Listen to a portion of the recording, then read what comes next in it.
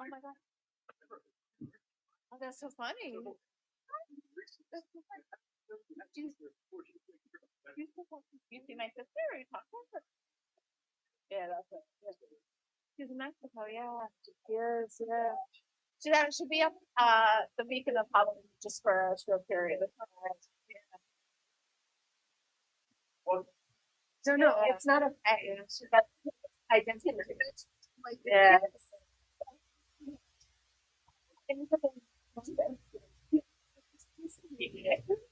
Um, what?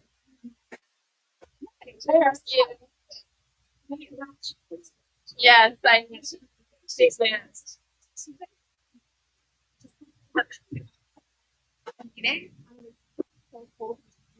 My dad were like pointing my side. Yes. Yeah. I have like PTSD. I brought they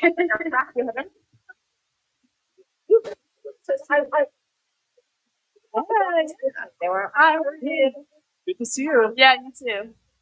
What? We're all here, right? I did it freshman and sophomore year. Stopped junior year because I lost the election, but senior year. Yes, thank you. Thank you, everyone, for joining us tonight. The board just met in executive session to consider matters regarding proposed, pending, or current litigation and collective negotiations pursuant to Article 14 of the Civil Service Law, the Taylor Law. So that's why we were a little late tonight. And we appreciate having all these little ones here today. It's not every day that we have that. So if everyone can stand for the Pledge of Allegiance.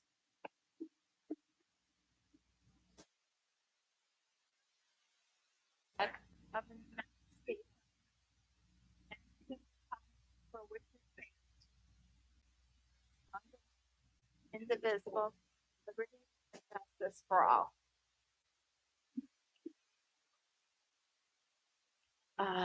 Betty, do you have a copy of the agenda for Maria? Thanks. So I'd like to welcome everyone to tonight's meeting. Before we start, I do want to acknowledge the incredible human suffering and loss of life that has occurred since our last meeting. We are too often reminded of the fragility of this world. Many in our community, as we all know, are really frightened for the safety of their loved ones, both locally and globally. And I'd just like to take this moment to thank the administration and teachers and mental health staff at North Shore for supporting our children during this very difficult time. I'm personally always comforted in knowing that I have a partner helping me navigate these like complicated, scary issues with my own daughter. So thank you. And to everyone at the district who's trying to make sure that everyone's okay. So let's get started with something more exciting.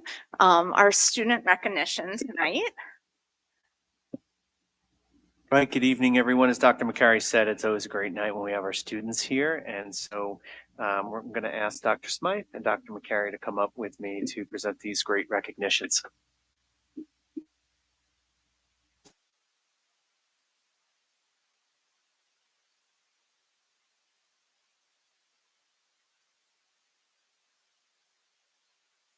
Okay, would Rio Albazid and Evan Alonso please come up?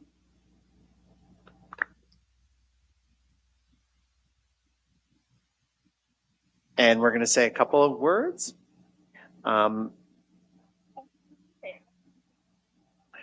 Yes, please.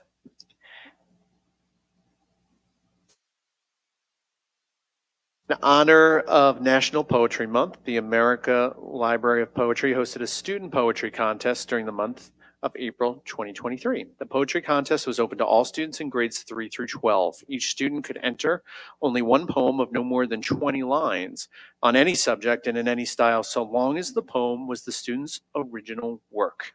Both Rio and Evan were finalists in the grades 3 through 5 division, and their poems are going to be published in a book.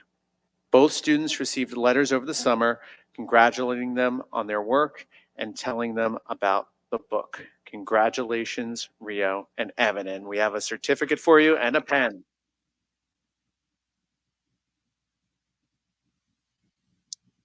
So this is Rio.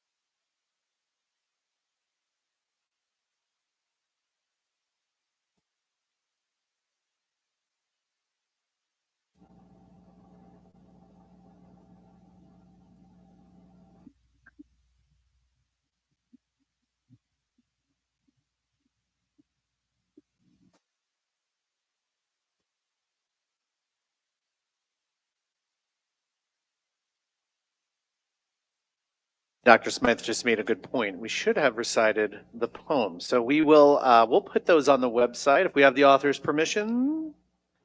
We'll display those. Congratulations again. We'd like to call up Amelia Lyons, please.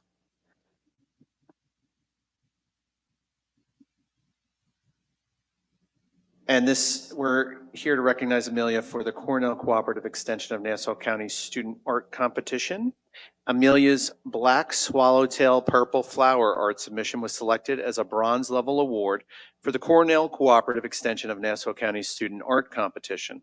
Submissions were open to all students in grades K through 12 in Nassau County and were judged by professional artists.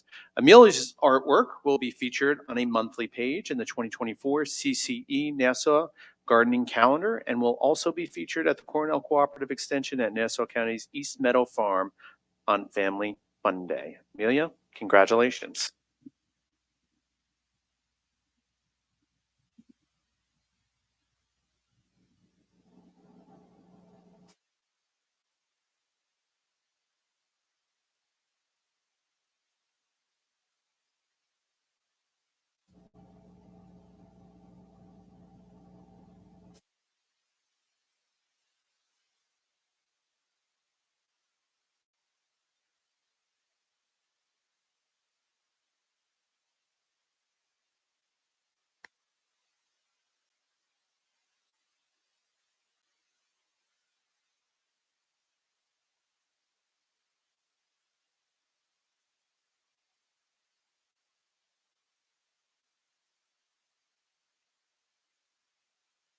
So we have a couple of orders of business, and then we have the superintendent's report. So I do encourage you to stay for that if you'd like, which is always very nice. But first, we do have the approval of the minutes. Does anybody have any changes or amendments to the minutes from September 28th?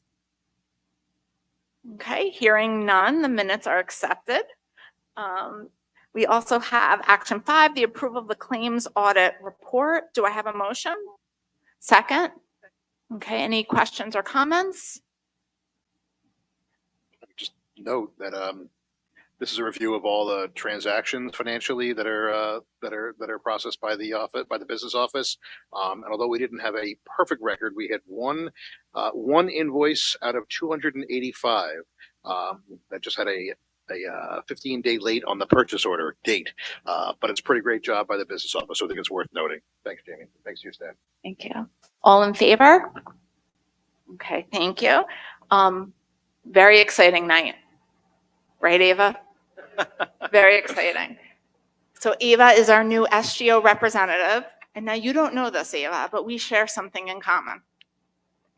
I was also the SGO president of North Shore Schools back in 1995, 1996 school year. It's a very exciting year for the SGO. So I'm Until now. yeah. So I'm very excited to hear what you have to say. And so yeah, so each meeting you're going to be here hopefully, and you'll give us a very full report of what is going on at the high school. And I want you not to forget about what's going on in the classrooms, not just the extracurricular activities and the sporting events, but we want to hear what's going on in the classrooms and what the important issues are to your peers. Okay, even if they're difficult issues. Like, we don't want to just hear the good stuff. We want to hear what you guys are struggling with so that we can help. Okay? Your turn. So far since the elections, the SGO has met twice. We've had 2 meetings on Wednesday after school. In these meetings, we mostly talked about the moving of homecoming, how it was moved to the weekend of the 23rd. Sorry, it was moved to the 28th. So we decided to do another Spirit Week from the 23rd to the 27th. But a problem that we ran into with the last Spirit Week was that, like, the lack of student participation. Whether it was from just not wanting to or not being able to, not being notified of it, whatever. We wanted to figure out a way to get everyone involved. And we decided that dressing up would correspond with some sort of point system that would be relevant to our sports night. So each grade would get some sort of point for having the amount of kids that they had dress up for Spirit Week. And then that would relate to points in sports night to the grade. Each class for homecoming is going to be creating a banner to be hung by the turf right in front of the bleachers. So each class is going to have a banner kind of just displaying artistic ability. And with the help of the art department, they said that they would lend us brushes and paints. So we're getting started on creating those banners because those were delivered today. Teachers are going to vote also on their favorite banner per class. So they're going to put a vote in depending on which one they prefer the most, whether it's artistic or favoritism towards a certain grade. And that's also going to get some sort of points corresponding with sports night too. We've also been fundraising or brainstorming fundraisers for each class. And we had the representatives of each class choose some sort of month and community service fundraiser that would correspond with that month. And then a foundation that they'd also want to be supporting through this fundraiser.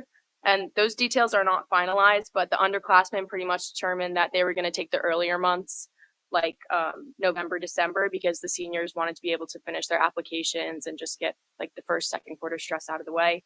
And then the seniors chose the later months, like February to May, so that the juniors can focus more on like SAT prep or any of that stuff. And yeah, we had each class representative set up like a group me and just have that group message for like student blast to be able to go out, or like mass messages and important information. Thank you. And good luck with your college admissions. I'm Thank assuming you. November 1st. Yeah, yes. Big Some of day. them were October 15th. Okay. All right. So you're always welcome to leave after your report is done. Or you're welcome to stay, but I know that you have a lot of Thank you. personal essays to write. Yeah, supplement. Thank you. Okay. Next is Dr. Z for his superintendent's report. I always say that yours is the highlight of the night, but you're not anymore. Now we have an I SGO. totally agree, and I'm only going to do this once, Ava. I promise that I've known Ava since first grade, and her wonderful family, and very proud of you. You did an amazing job, so thank you, and we look forward to you being at these meetings. Thank you so much. I too, like Dr. McCary, wanted to speak to what's going on in the world. We've sent some messages through email, and we're going to continue to talk about this as a school community.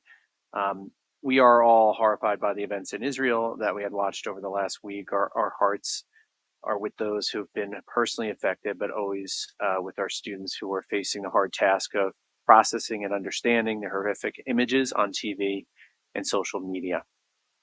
One of the greatest blessings of my life has been the opportunity to speak to many veterans from the Vietnam, Gulf, Iraq, and Afghan wars. It used to be they were older than me. Now some of these folks are, many of them, most of them are my age.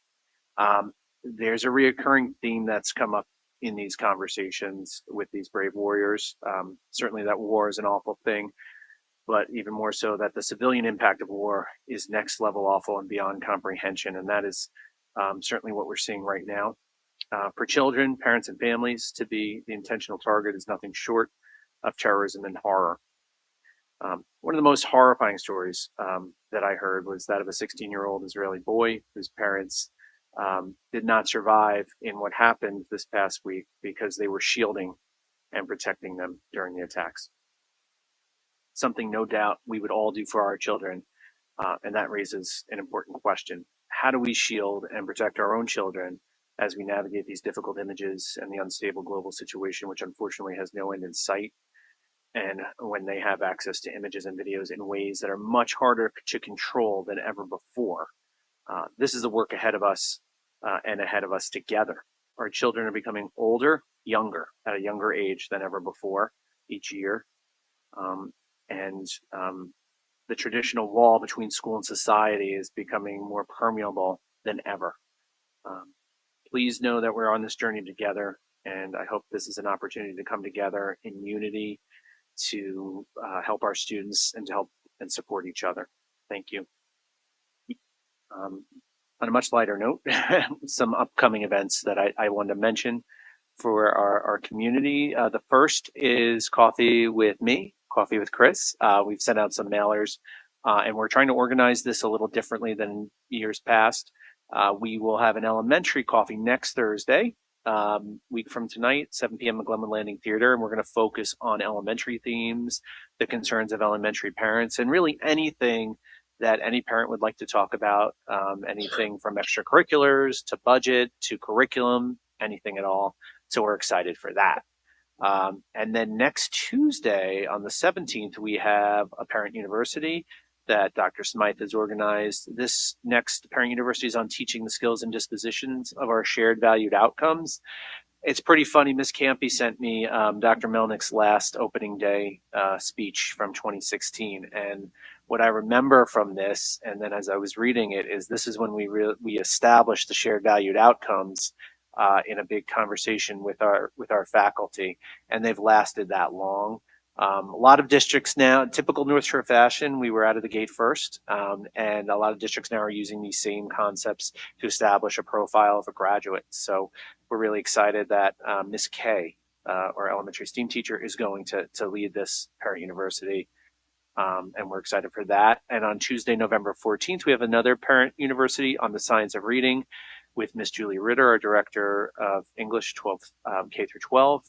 And then our elementary literacy coaches, Miss Karen Sisa and Miss Katie Weber, also extremely talented folks. And we are, I feel, in my humble opinion, really paving a road ahead and way out of the gate on the science of reading. We're doing a great job under Dr. Smythe's leadership as well. And I had one note of congratulations to Coach Tracy Iacovelli on her 200th win for our varsity volleyball. You're on that team, aren't you? Yeah, I I'm like, and to Ava, it is quite an accomplishment that very few coaches achieve. We're all very proud of all the wins, but prouder of what she's done for the hundreds of students that Coach has coached. She has been a role model, a mentor, and a friend to those lucky players, along with being their coach. Thank you, Coach, for all you've done for our volleyball program, the athletics department, and the North Shore community. And we're looking forward to more wins and a great end of the season. Thank you. Thank you, Dr. Z. We're about to move into the regular business. Today, we're going to be doing part 2 of our budget priorities and revenue challenges. Like I said, you're all welcome to stay, but I know there are lots of little ones here that I see that you want to get out of here. I know. The trustees feel similarly. So thank you all for coming. You're welcome back anytime.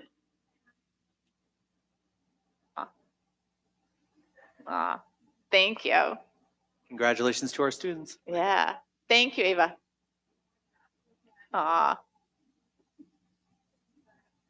Thank you, everyone. All right.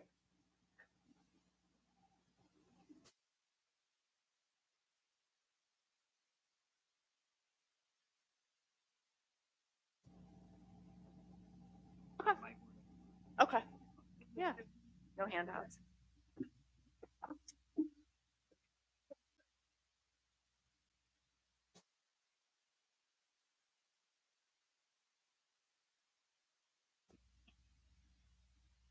So, trustees, I do apologize. I don't have handed out copies, but I can get those for you at any time, and we'll certainly post this online. This is the sequel to the presentation last meeting. I want to thank Mr. Kay for all of his assistance at our meetings, our Director of Technology, secretly known as the Wizard of Oz around internally in the school system. He does so much. Thank you, Mr. Kay. And also Mr. Pappas for all of the collaboration and the work on this presentation. Really just the beginning of a long process, a long road, as you can see. And so at our last meeting, we talked about some of the challenges that we're going to be facing. And we laid out some big picture, big concepts that we're considering. We're going to get a little more specific this evening. So we're calling this navigating the road ahead. So some of the planning that we're beginning to do and starting to consider.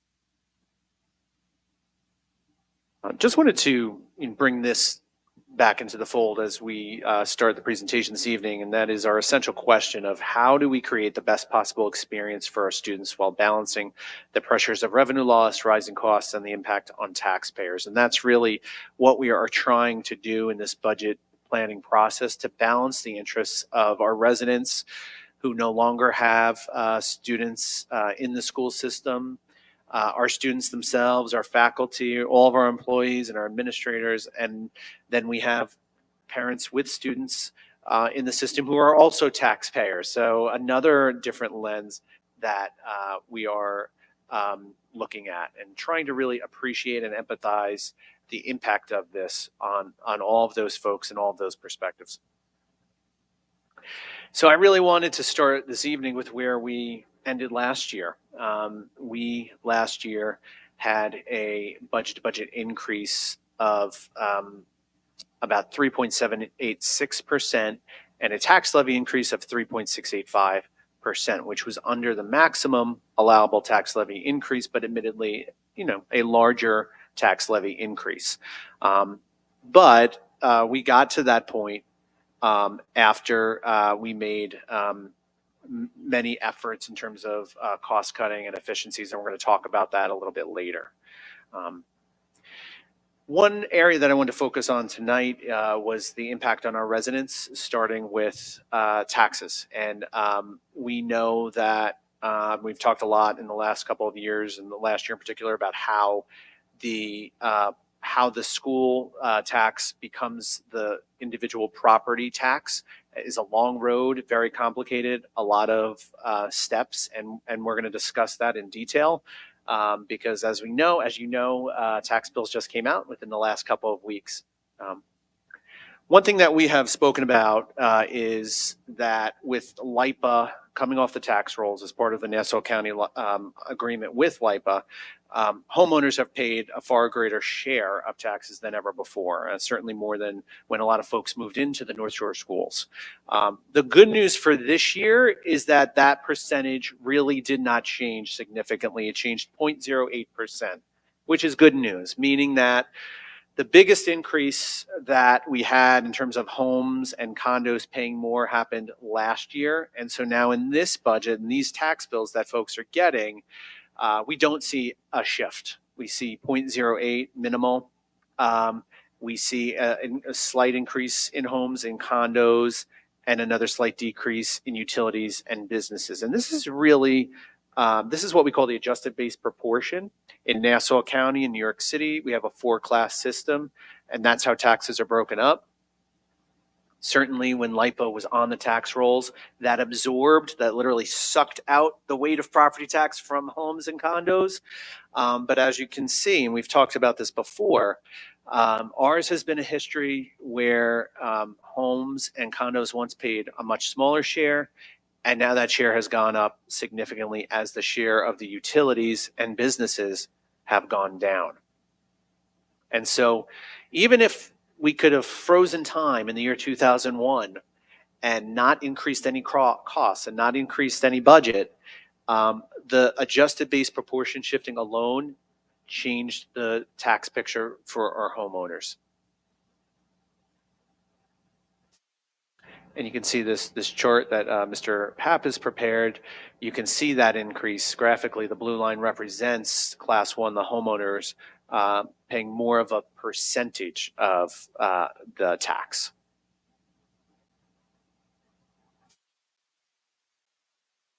So what we do here, what we are looking at here is the property class share of the tax levy and how that's determined by the adjusted base proportion and the total tax levy. So we look at that percentage and the increase, and you can see that class one, the homes, absorbs a majority of the tax increase, but that condos have absorbed and gone up, their taxes have gone up a little bit more.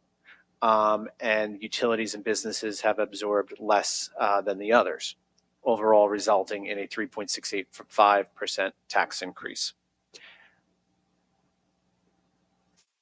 Again, seen differently. The other interesting part of the property tax picture and figuring out the formula are the assessed values. Every year Nassau County raises the assessed value of property. And we're going to talk a little bit more about that because that is part of what we're seeing in the tax bills across Nassau County. We see that the assessed value in 23-24 versus last year has gone up. And that could be due to a couple of things. One being the Nassau County reassessment and how that is playing out. All homes across the county are basically being assessed at 20% higher of a level each year. And that process started in 2021.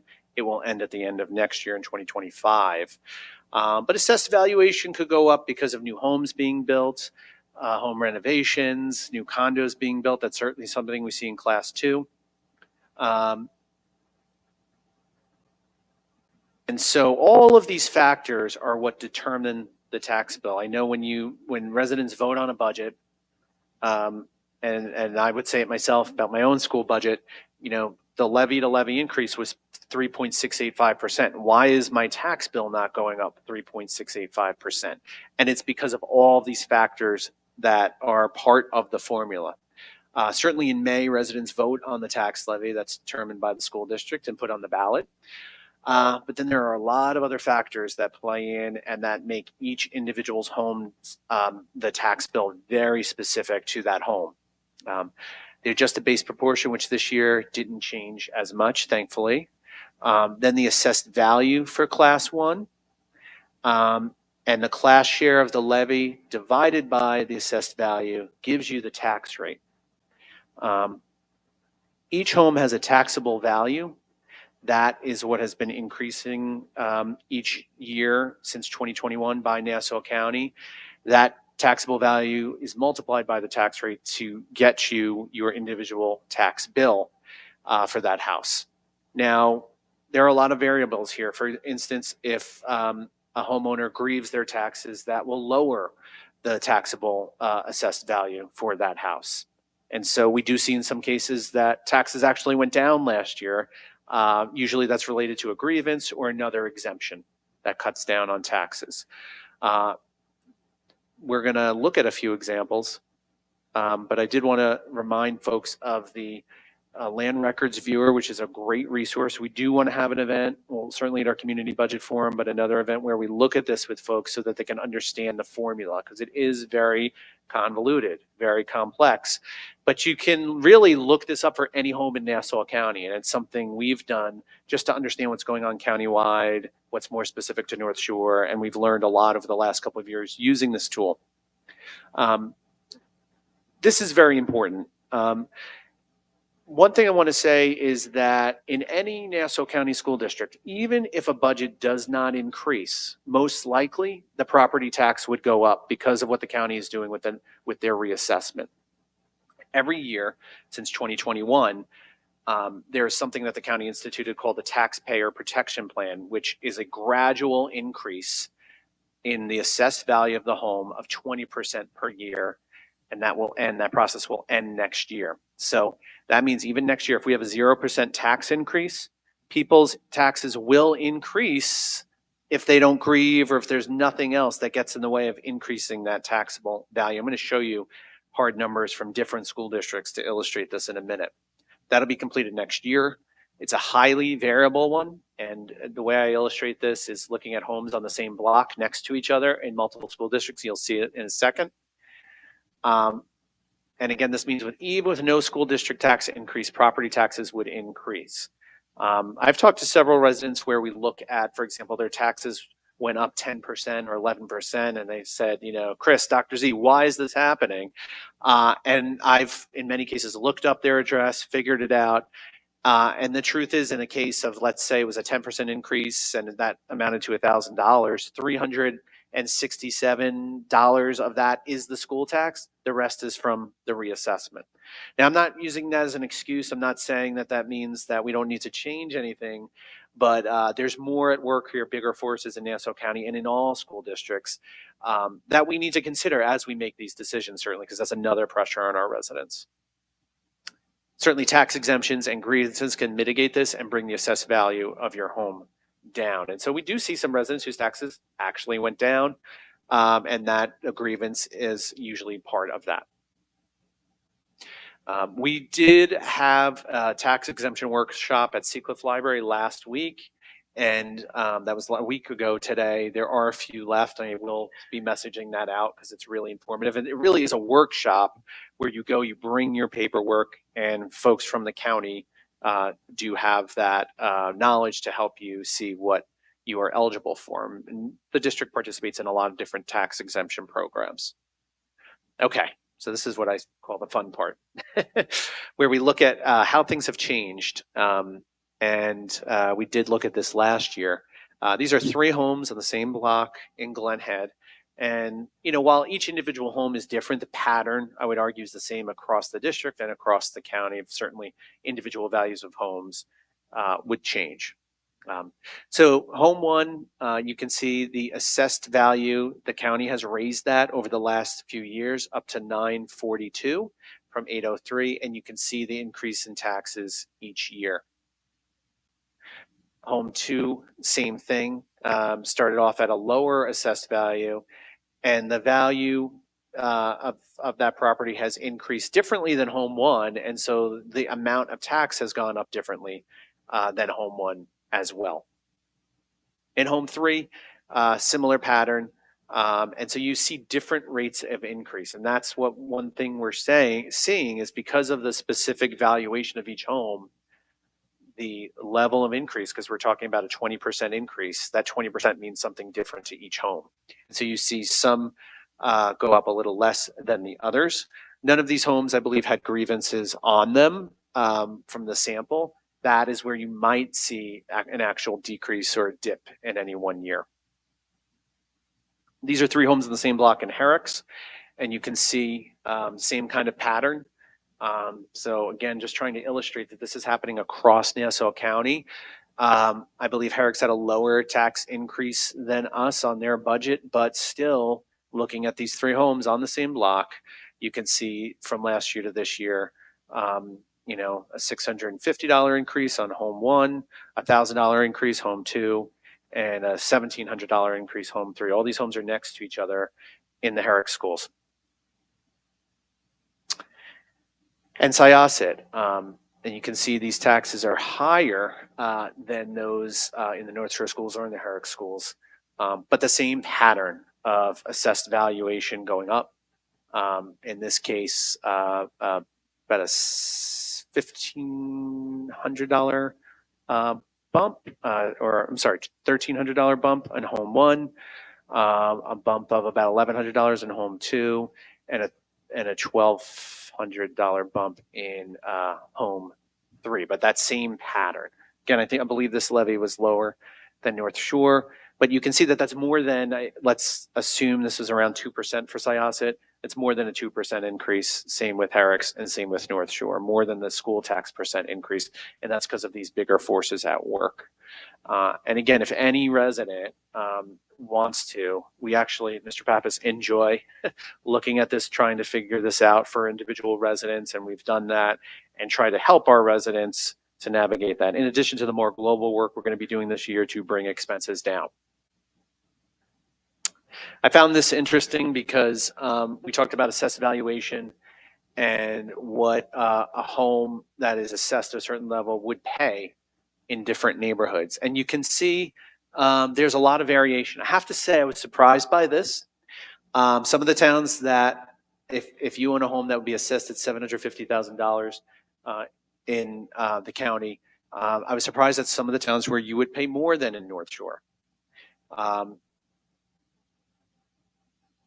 You can see some of our neighbors, Roslyn, Jericho, Syosset, Rockville Center, districts we're often compared to are above us, certainly some below us. Herrick's just below us, of a tax rate of a little lower. Locust Valley, whose cost per pupil is actually more than ours, somehow their tax rate is lower. And so it's all of those forces at work. Certainly Garden City and Manhasset, they have their own LIPA that's still active and paying a lot of Class 4 property tax. That's called the Roosevelt Field Mall and the Americana Mall. And so they continue to have something that absorbs a lot of that tax from the homeowners. So just a review of what we did last year. We entered the budget season last year with a very difficult deficit. And that was because of a few unique things to last year. The crazy inflationary environment that we were operating within, which drove up benefits costs, specifically healthcare, insurance, heat, fuel, gas, all of those things were much higher than ever before in terms of the increase amount. And then the additional operating deficits that we normally have with salary increases. And so we had a $10.6 million operating deficit when we started to plan the budget. We were able to cut that deficit by $7.9 million. Part of that was met through the use of reserves. We did get a bump in state aid last year, a foundation aid, which was extremely helpful and timely. We also cut $2.7 million from our budget, and mostly in personnel. And we also kept all budgets flat or decreased them. So all department budgets were held at the year's prior expense level. And you can see here, well, we cut 3 administrators last year, 19 teachers, some of them not active, some of those were contingency positions, 5 TA positions, 5 paraprofessionals, those are aides and monitors, and 2 clerical positions. And we got that operating expense, that deficit down to $3.16 million, which led to the tax levy increase of 3.65%. Okay, so this is something we shared last time. We don't have the complete picture here. This is our best estimate of the operating deficit that we will be at. And we do not know things like state aid. We do not know yet the exact health insurance increase. We have a better picture of salaries because those are based on contracts, so we know what those will be. We know we lost some grant funding, and we certainly know what we're losing from LIPA. That's drilled into our brains. So we have a total approximate minimum deficit of $5.638 million.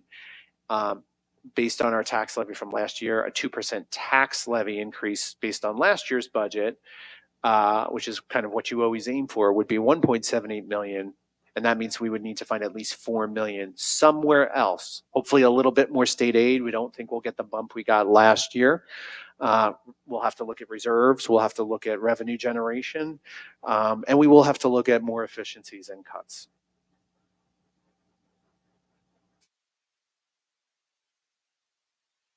So the budget building process that we are starting right now with these 2 board meetings, the next step after tonight's meeting is, in addition to our own planning, we're going to have our first meetings of the Community Budget Forum and the Revenue Generation Think Tank.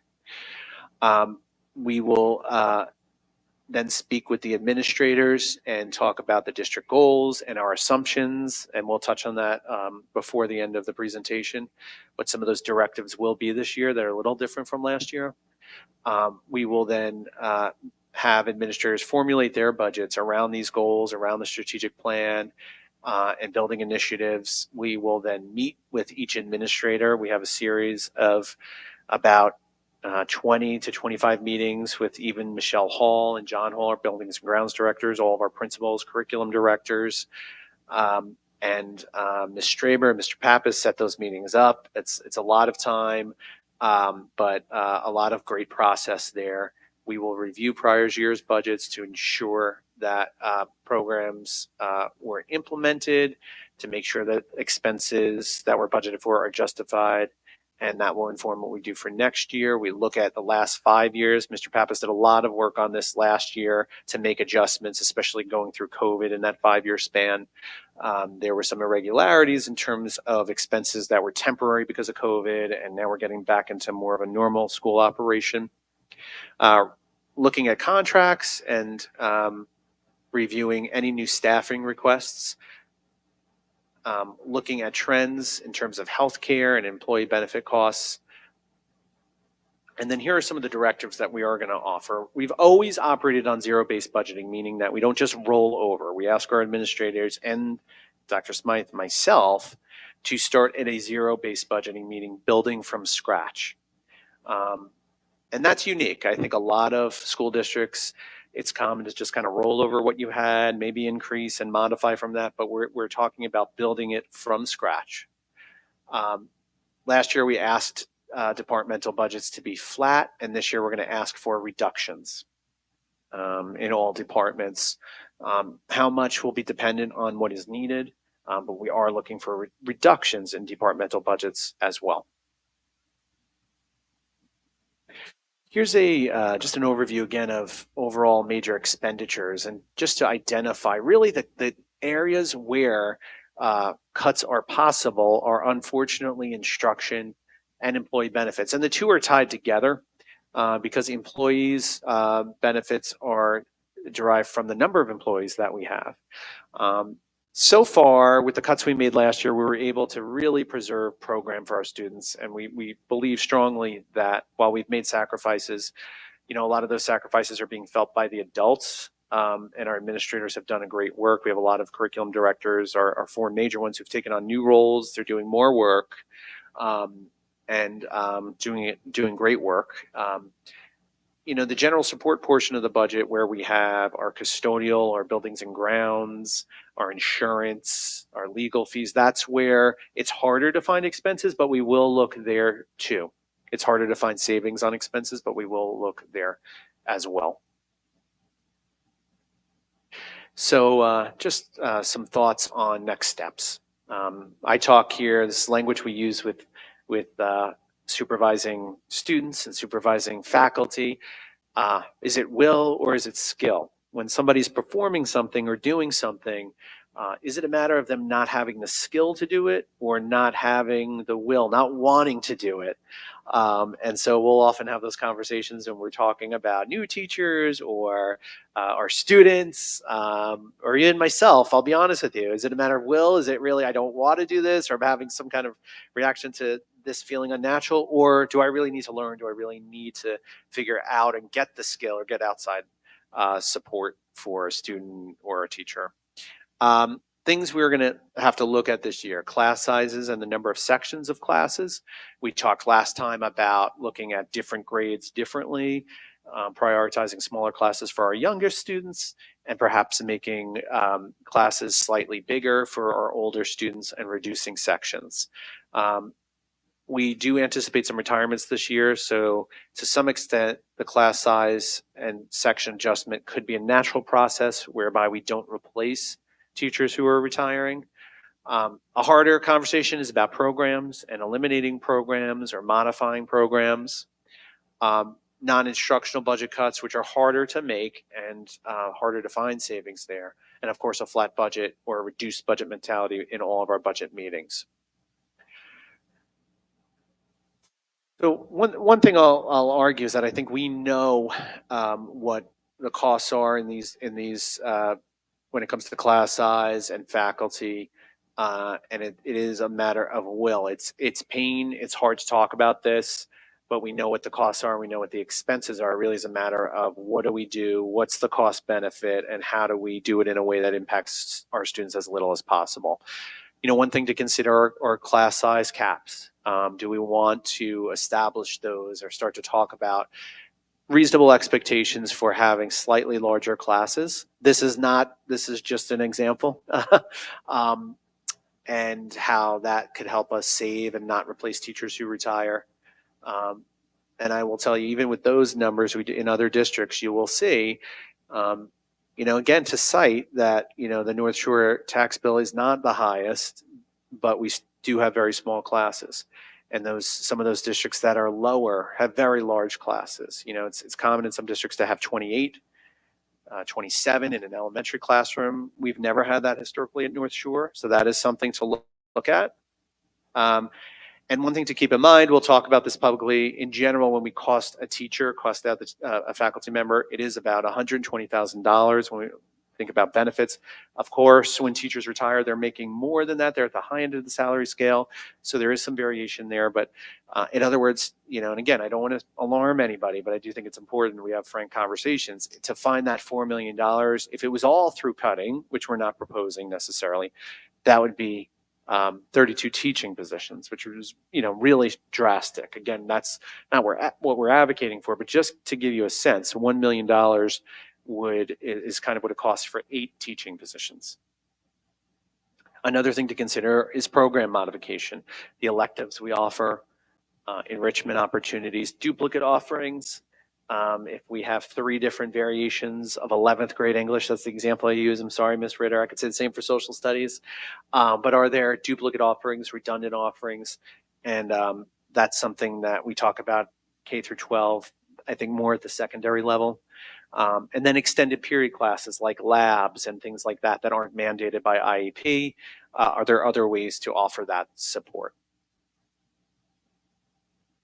And then there are things that we have not yet talked about that are scarier things, that are bigger changes that we talk about and other districts have talked about: program elimination, Princeton planning, meaning, you know, having certain grade levels at certain elementary schools, very drastic. I wouldn't anticipate that being a very popular idea here. We love our elementary schools by Village, by Hamlet. Some districts have done that, or building closure. These are what I didn't write it as this is what I would call like a nuclear option. If I would anticipate going on into a longer amount need for savings.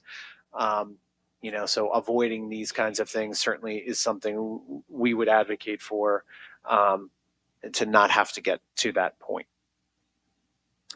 And I'd say this is where we have more of a matter of skill and not will. Expertise, and, you know, from our committees, from our strategic partners, our lobbyists, our lawyers who help us with LIPA, you know, tuition bearing programs, interest revenue, leasing or rental of space, grant and state aid revenue, use of reserves, and fundraising, how we generate new sources of revenue that could then cut down on tax levy revenue. So really, you know, in terms of the taxpayer, there are 2 ways to keep taxes lower as expenses rise, and that is cuts or finding non-tax revenue to replace those tax dollars.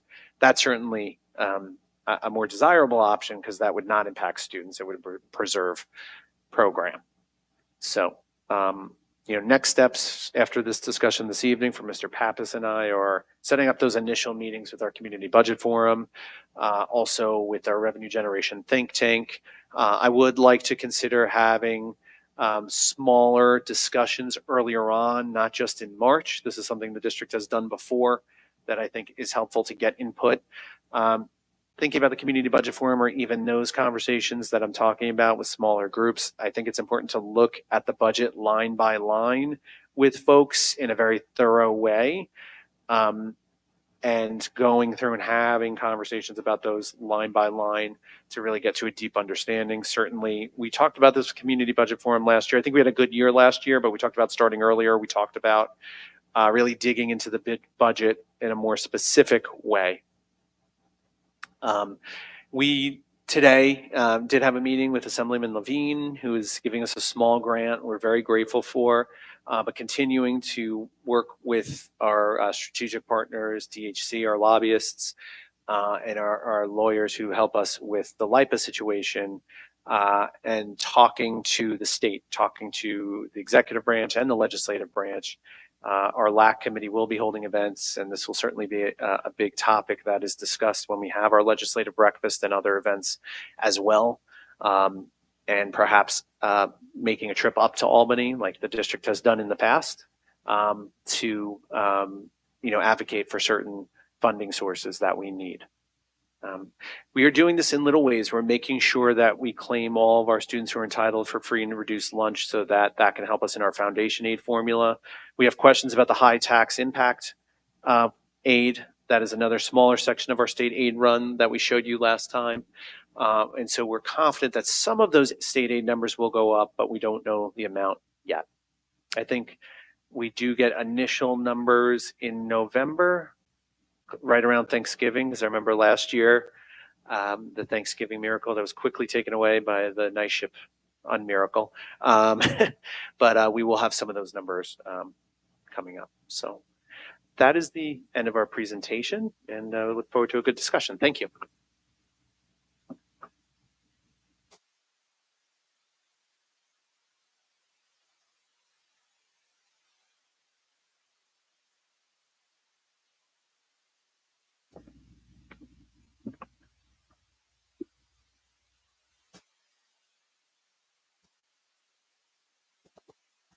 Thank you so much for that presentation. I mean, it is very sobering to see some of those options on the PowerPoint. I mean, talking about class size is one thing, but talking about building closure is a whole other thing. And, you know, we as trustees are tasked with solving this $4 million problem this year. And over the next couple of months, we are going to have many, many conversations about how to best do this, how to preserve our values, how to preserve the student experience, our North Shore student experience, which is not any student experience, while really taking an honest look at what's going on. So I do want to sort of set today's conversation up by saying we are all passionate about this district. And we're often very passionate about our ideas and our solutions and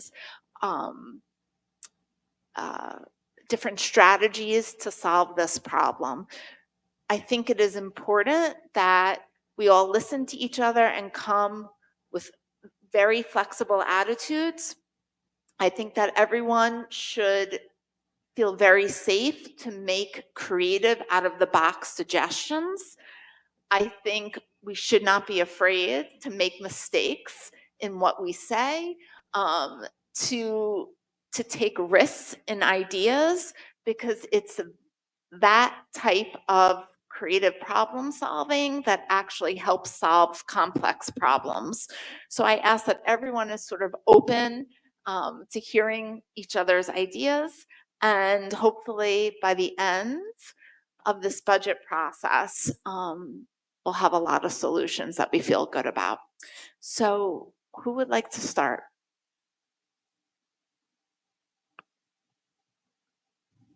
Anyone?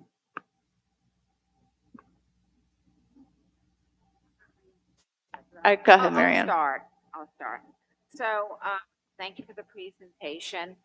I hope it was very informative to the public. I mean, I've yet to see my taxes go down, even grieving them, but you know, there's hope where that lives. I do think that, you know, it is a sobering picture.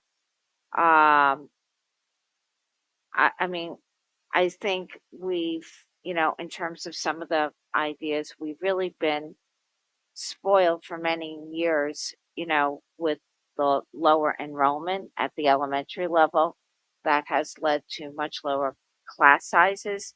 There were periods of time where we went through a boom where the class sizes were, you know, were larger, and some of those kids are pretty successful. I think if you look at, I mean, I think the Princeton plan is, you know, no one wants to lose their neighborhood school, but there are some advantages to grouping your children that way. Glen Cove and Locust Valley do it. Some schools do it for means of integrations, so that the demographics are comparable in all the grades. What it would do is there have been years where just because of the way the numbers fell, that you had some schools with 12 kids in a class and some schools with 21 kids in the class at the same grade level. I think in one school right now, we have 2 classes with 15 kindergarten students in it. Other classes may have 19 kindergarten students in it. And it does lead to some animosity, not animosity, that's a strong word. It does make some parents, has in the past made some parents feel that it's unfair that they have the larger class size. You know, sometimes it's a complexion of the class. So it would also centralize your special ed services by having all your providers for a certain grade level in the same building. I'm not advocating for it.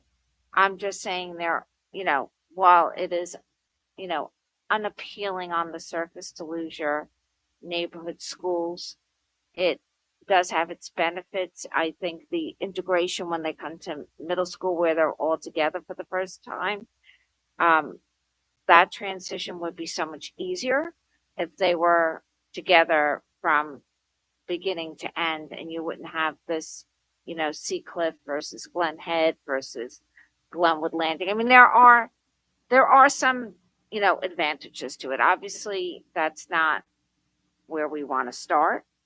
But that is, you know, I think when we think about any particular item, I think we really have to consider them carefully, the pros and the cons, and what would it save? Would it really save us that much money at the end of the day? Because maybe you still need the same number of teachers, right?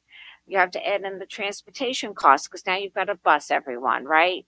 So, I mean, each of these items, you know, I think have to be considered carefully before making any kind of drastic changes. I do think that with the directors now being K through 12, I think we can really look at the programming more systemically on a path of continuity.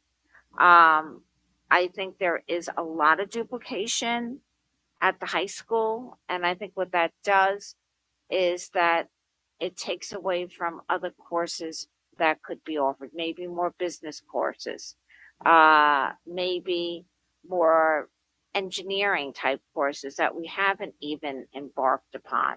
So while you're looking at duplicative courses, you know, such as some of the social studies and English courses, what's the cost of that? Are we now taking away from being able to offer a different type of elective for a different type of students, or just to advance our program? So I really think that has to be looked at really carefully and see not only where the savings are, but what the opportunity costs are of continuing on the same path we are now without any kind of in-depth analysis. You know, we've changed some of the programming over the years. I think grants are, you know, we try and do the best we can. It's hard to keep track of all of that information out there. I don't know how we could grant writing is one thing, and I think we can do that in-house, but being cognizant of where all the money is another issue. And I know our consultants help us with that, but is there a better way to get on some sort of list or track those things? I mean, it could be teeny tiny grants, right? But all those teeny tiny grants add up and maybe provide an opportunity for students. I think we do have to look at our buildings and grounds very carefully, not only in terms of expansion, but in terms of replacement. We've had some issues with sinkholes. I mean, infrastructure, those are things we talked about. I think that is something that we really have to think very carefully about and have as good assessment as we can. We do the 5-year in-depth assessment, but maybe that needs to be done sooner rather than later, and maybe in a different manner, because, or maybe we need some different kinds of consultants to come in on that, because we do not want to be faced with a big bill that isn't covered by insurance down the road, which would really cut into, where our educational money is going towards. I think we really, I know Mr. Pappas does a great job on this, and we're looking at this where we can save money. We've looked at BOCES and ordering, and are we duplicating ordering? Is there a better way to get supplies? I do think that if we brought in some sort of outside consultant, I think that maybe could find efficiencies that maybe none of us have thought about, resources none of us are aware of. It's really, I mean, I have a skill set. Everyone here has a skill set, right? My skill set is not human capital or grants or any one of those, any of one of the other things that we have touched on. So I think an outside consultant would be helpful for us. Take a look at the budget, review the budget. I think it will give us credibility. I think it would alleviate the talk of, you're overspending, you're not doing this, you're not doing that. So I think that would be helpful. And I think at the end of the day, there are some programs that are not required that unfortunately we're going to have to look at very carefully and see if there is a more cost efficient way of doing them, or maybe at the end of the day, unfortunately eliminating them. We're really at that. We're really not maybe there yet this year, but you can't just change horses midstream, right? So if you're going to change the curriculum, if you're going to change the course offerings, if you're thinking about changing those sort of things, that has to be done very carefully. It can't be done overnight and say, oh, goodness, we're now $3 million short. Well, senior, you're not going to get the second half of the curriculum you started in junior year. I mean, we just can't do that, right? Just not feasible. And some of those second year programs have very small enrollments, but we have to offer them because they're a continuation. So you can have some of those with 5, 10 kids. Would 20 kids be better served if we offered a mechanical engineering program, right? That's just some thoughts off the top of my head. Obviously, this is a work in progress. None of these solutions are going to be done overnight. I do think it would be helpful. And I know everyone hates surveys. We've done so many surveys, but I think it would be helpful to get maybe some student voice at especially the secondary level about what courses they would like to see that we don't currently offer. Is there a demand we're not meeting? And maybe we can then switch the resources where the enrollment is waning off. We do that sort of automatically, but I think we should be thinking about it in a much broader way than we have traditionally thought about it, because the world is changing, and what these kids are doing in university is changing. Even the way they go to work is changing, especially since the pandemic. You know, my daughter, I'm just going to get, I don't like to use our kids, but I'm just going to give you an instance. She has a job and a new career path where she doesn't go to the office, right? It's all done remotely. And they have coffee on the computer together, and their team meetings are on the computer. And then when they have a business trip, they travel, right? So it's a very different way of going to work than, when I was deployed when I was employed by a big firm where there'd be 60 new first year associates, and there would be programs for us, and we were cubby together, and it's a very different way, the way the students go to work, and the job market, even college, has changed dramatically. You have much more of the presentational and teamwork, which I think we've incorporated into the curriculum. But I think we really have to look at it, and maybe it would be helpful to get people from higher ed. We have a lot of people in higher ed in our community, at multiple university levels, and find out what is it they feel is missing in the preparatory work for these students going into the college classroom and beyond. And maybe we should take, a different approach to what kind of programs we offer. So those are just some thoughts off the top of my head, since I had to go first. Thank you. And I think you raise a really good point, because I think often people listen to this conversation and think that we're just talking about slashing programs, where really the goal is to how can we best effectively deliver more programs in a more efficient way. How you want to go? Yeah, I could tell. I don't know, but after the two of you, is there anything left to say? I'm not sure. A quick note, Andrea, thanks for saying don't be afraid to make mistakes in what you say. I think I'm the role model for that, so it's really nice to hear that. No, I mean, this is what we're doing is incredibly complex. Yeah.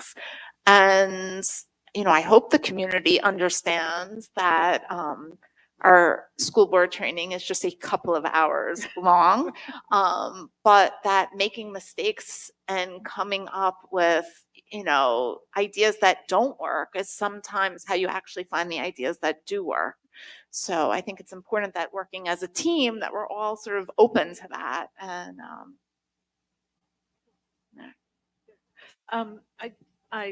Chris, thank you again. It's all the same thanks that we poured on you last meeting. It's just goes on, and this is still only the tip of the iceberg.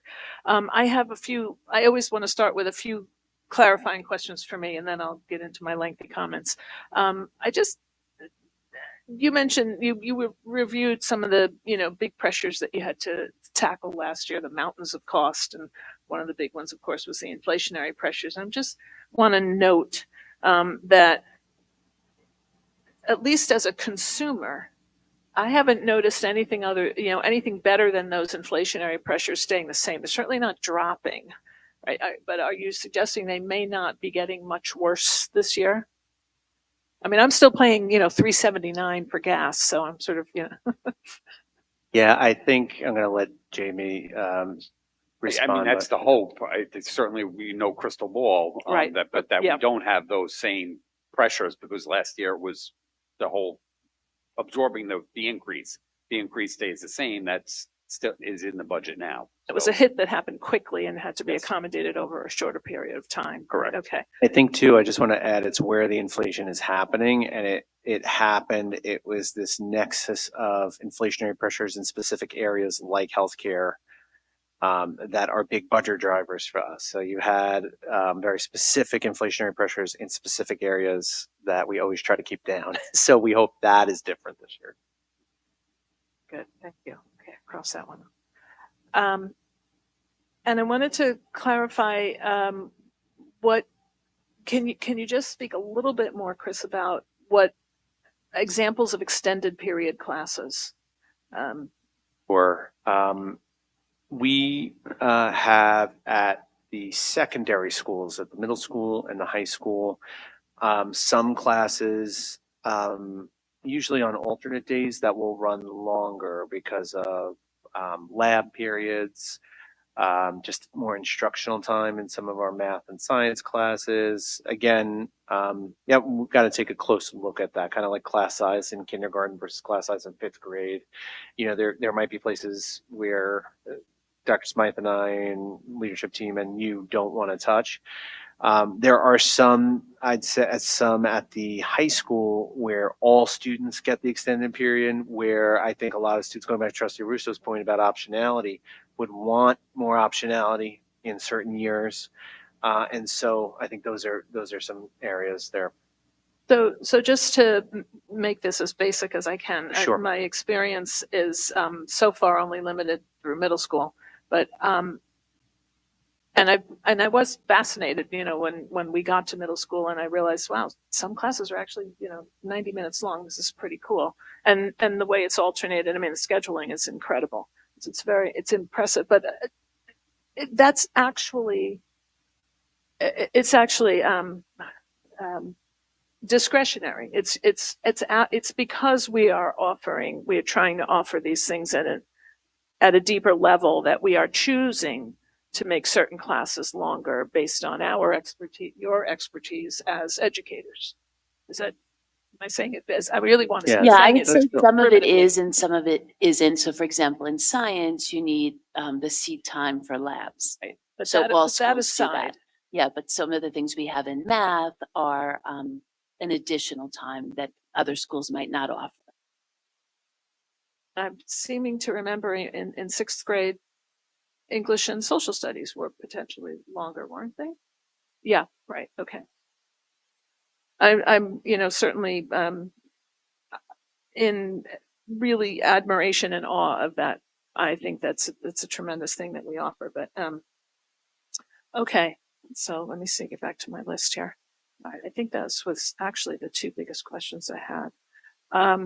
One other point I wanted to make, just again, no, we're all, I think, to some extent, reeling from seeing it in black and white, what some of the solutions might have to be, or what some of the alternatives, you know, that no one really wants to face. But I was looking at that list that we've never quite seen in such the box about what you had to do last year to find savings, you know, and just the actual, you know, humans who lost their jobs is just something I'd never want to lose touch. I never want to lose sight of, as difficult as it is. And as much as I recognize that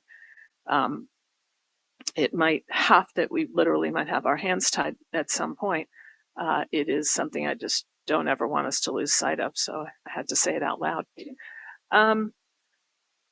I thought we had a great discussion last meeting, really thoughtful. I think, you know, we're going to continue it tonight. Obviously, it's already started with Trustee Russo, but we had a thoughtful, excellent, extended discussion last meeting, and I wish we could, you know, do it all over again. But I reviewed it in its entirety this afternoon because I really wanted to reorient myself to what we're facing. And towards the end of that discussion, actually, Marianne and I had a brief exchange about, you know, were we hearing opposition, or in my case, I wanted to clarify that my position is not one of opposition to the consultant idea, but of hesitancy. And I wanted to clarify that tonight, because I think it is, I think it is a part of the way you cast it in all of your comments, Marianne, was appropriate. It is one of many of a range of solutions that we should and can consider. But I think there is a world of difference between, you know, discussing ideas in the abstract and implementing them in reality. So, you know, the concept of fresh eyes on a challenging issue, like how do we, you know, do what we need to do in the most efficient way. The concept of having someone look anew at it and bring a new perspective is not problematic, but the implementation of such a review could be. And for me at the moment, until I understand more about what you have in mind and what perhaps others who support it clearly have in mind, that risk feels a little bit high for comfort. So I was looking for context here at the draft RFP that Dr. Z has already started to draw up for our special ed program review, another, important thing that we're undertaking this year. And that delineates 10 specific initial inquiry questions and also requires responders to the RFP to provide a brief professional biography, including their former consulting work that is similar to the request of the RFP, and at least 3 professional references, among other items that, and this is all good standard RFP design, I'm sure. But so with that model, I do hope that over time, as we continue the discussion about a consultancy, and I think we should, but I want to understand the specific questions you would be interested in that you would be interested in having a consultant consider, and what ideas you might have about how to ensure the impartiality of such a review, so that any recommendations from someone who hasn't lived in our shoes, don't actually endanger our core mission, right? Even with some of the more extreme things that we hope never to get to, our goal has to be never to endanger our core mission. That's one of my biggest concerns, obviously. So I'll add to that the cost obviously goes without saying is something that we have to keep an eye on, but not just in dollars, but in employee power. That these kinds of reviews take significant chunks of time on the part of the hiring institution, requiring many hours of interviews and data gathering of an already stretched workforce. I do support the idea. I support the concept. Bottom line, if Dr. Z and his leadership team feel it's helpful to their efforts.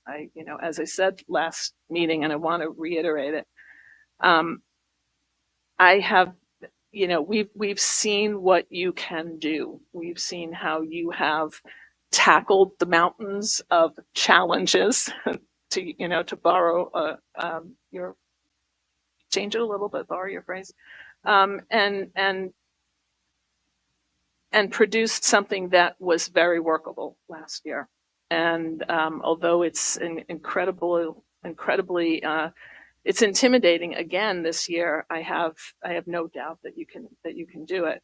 But I do think it's entirely responsible, appropriate, and supportive of us to suggest and make available these ideas as tools for your use.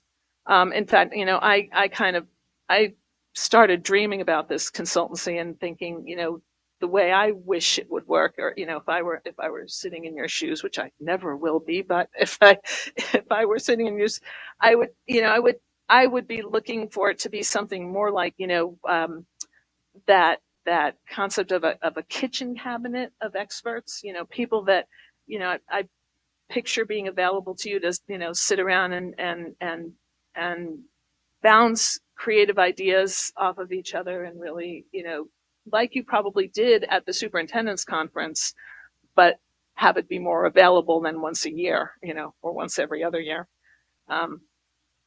So my bottom line is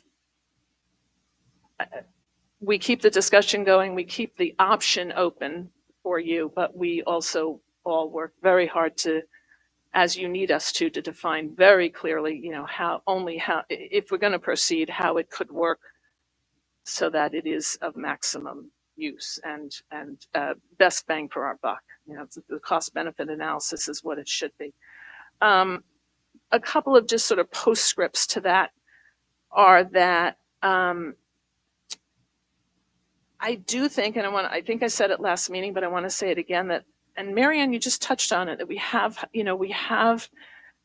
have other educational professionals in our community. I think that you know, the brighter side of that, the solution pages, your very last page of increasing the revenue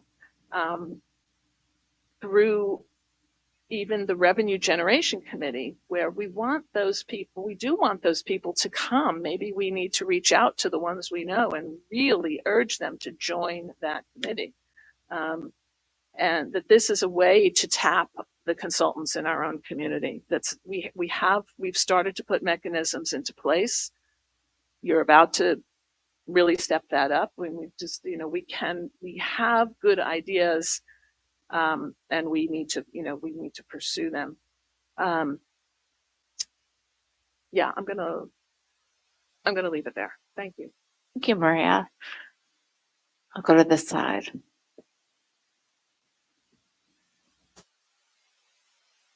I don't really have much to add to all of that. I think that my fellow trustees have great ideas. I would just say thank you again for all the work that you're putting into these presentations, and you know, they're so comprehensive as always. And I love the slide that compares us to the other district, and I thought that was so telling. You know, it really shows where we are. It shows that even with all the effects of LIPA, we're still, you know, not at the high end. We're sort of in the middle there. I mean, this is, you know, these are huge budget challenges that we face. And I still go back to trying to find cuts that are not felt by our students and that keep North Shore. And we are such the largest employer in this area, and you know, cutting teachers hurts local businesses too, because our teachers are going out to lunch and utilizing local businesses, and it's just, you know, it's something that's felt throughout the community, not just in the schools. I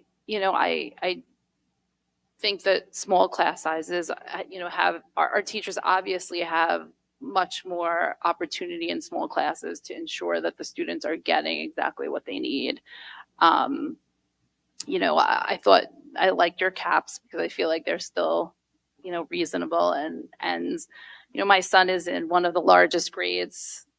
He's in 6th grade. It's one of the largest. It's huge. It's a huge grade. And, you know, he's never had 15, 16, 17 kids in his class. It's always been larger than that, but still, you know, not 30, or 35, which is what I grew up with in Queens. But I think that the things like the Princeton plan or closing buildings, to me, feel like austerity measures that I hope we won't have to, you know, even contemplate. So I'm hoping that I agree with Trustee Mosca about revenue generation. I think that is so important. And I'm hoping that we can, you know, we have such a great special ed program. I'm hoping we can bring more out of district students in for the special ed programs that we offer, to generate revenue there, but also just any other, you know, ways that I'm really excited to hear what the committee comes up with. And I guess my last comment will just be, you know, we've heard from some community members about independent auditing, and I just want to make sure that the community knows that we have so many levels of audit. And I'm going to put you on the spot, Mr. Pappas, and I'm just wondering if you could, because you'll do a better job than I would, would you just tell us, you know, the different levels of internal and external audit that we have? Absolutely. We have 3 auditors. The first being the claims auditor, and their job is they come in every 2 weeks right before the issue of the warrant, and they go through each and every invoice packet to make sure that we did it correctly. If it was something that had to be, that there's a contract attached to it, or that it's on a cooperative bid, that the checks are made out to the right individuals, that the amounts that are on the checks, if it's something that had sales tax, didn't include sales tax. They go a step further in looking at the purchase orders to make sure that those purchase orders are not confirming, meaning we ordered something prior to, we put the horse before the cart in terms of not doing our due diligence prior to setting up the PO and purchasing it, that it was right. The next set of auditors are the internal auditors, and they come in really directed by the Board of Education. They look at specific areas. They do a complete overview, a risk assessment, and they did that in year one. And they go back and they revisit that risk assessment each year, and then they look at a particular area, whether it be special education, whether it be the school lunch program, and the board, or the audit committee, would select what area they wanted them to look at. If there is no area that should be highlighted, they go down in order so that over a period of a number of years, they hit each and every area, and then they start revisiting them to see if they did it. That would be the internal auditors. Finally, there's the external auditors, and they come in, and so that there's not duplication of work, they do look at our processes and what we do to ensure that fraud doesn't exist, that we're purchasing things in the right manner. But their purpose is primarily to give an opinion on the financial state of the district as of a particular date, meaning the year end, June 30th, 2023. And they come in and they look at all the things so that they can create an opinion that says, as of this date, this does portray the financial position of the district on that particular date. That's really what they're paid for. That one simple letter at the front of the external audit report, which is their audit opinion. But a lot goes into it. Some of the work is duplication to what the internal auditors do, but the internal auditors have the ability to go into it a little deeper, and also to make maybe suggestions, efficiencies, things that they'd like to see in place, just to further enhance our internal control. So the difference in the three roles. So much. And in addition to that, our audit meetings are public, and starting in, January, we'll be going line by line through the budget, and that will be public as well. Thank you so much. Thank you, Lisa, for asking that question. Next, Lisa. All right, the other Lisa. Thank you for that. I was able to cross something off my list because we did the community. There were several members of the community that reached out, and the vernacular that was used was not crystal clear that people do fully understand that we are independently audited. Every agency that you mentioned is outside of our purview, and they're independent contractors that are not employed by the district. Yeah. I wanted to just repeat something that President Makary said at the last meeting, which is about budgeting really being about values, and it's so really important. I think I have a bunch of comments, but for me, really finding a way through this process to engage the community in novel ways, whether it's surveys or flyers that look differently or emails, texts, all the things, because that is really, this is, you know, the schools that we have now have been built over generations, the choices that have been made and the departments that have been created. And that was the will of the community passing budgets for generations. So if we are looking at dismantling part of that and creating a different framework, I think it really, I don't want to say the house is on fire, but maybe. And so I really think that people are trusting us to make these decisions. And I am very grateful that we have the administrative team that we do. I feel, you know, that the cuts, if they come to that, will be surgical. However, people need to be informed about what is on the table, and with a sense of urgency that I think is unique to how we've approached this in the past, rather than getting to May and like take it or leave it with the budget. I feel like that has not worked out well for us in the past several budgets, and so much more is at stake now. So I think the flair in unique ways needs to really go out. I think I loved what Trustee Russo said about, and echoed with President Makary about really using this as not just a time to make cuts, but a true opportunity of when we really do figure out what our values are and our priorities, and taking that analytical eye of how we can approach these in a 22nd century kind of way, and are we really thinking about the future and deploying our resources? You know, I hate that it is driven by a financial crunch, but if it is, then how can we use this less resources that we have to make strides run, to run faster? And, necessity is the mother of invention kind of a thing. So I think that if we take that lens, it feels less oppressive to me as a trustee, to think about this time in that way. I don't know if it helps or not. I think that if in talking about the community and how we're engaging them, we have one format that we present our budget in, and it's confusing. So if there's a way that we can create an elementary school budget for second graders, and it doesn't have to be for second graders, but to really create a document or some literature or a social media or a web page or however you want to do it that is accessible to more people, so that they can it's not just a bunch of of grids of numbers that have codes that are really, really hard to understand.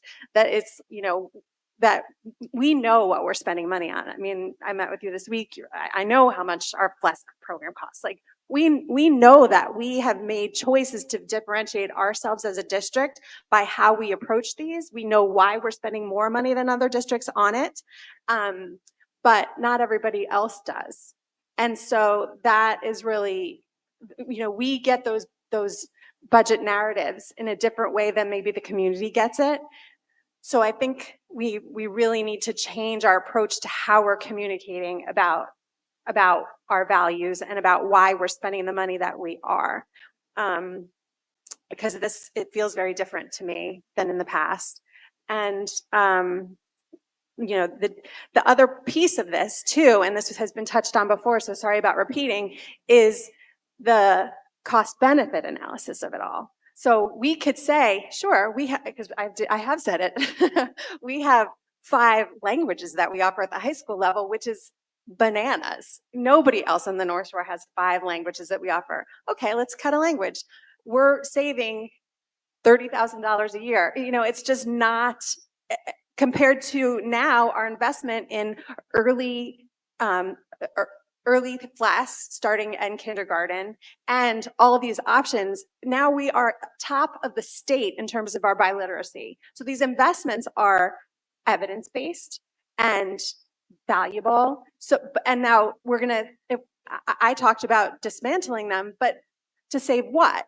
So, and then Dr. Z, I might put you on the spot for a second, which is, to me, you said in a separate meeting, a policy meeting, you talked about if we had gone on austerity budget and had not raised taxes, the difference in people's tax rates would be nominal because of the factors that you mentioned before. Do you know what I'm talking about?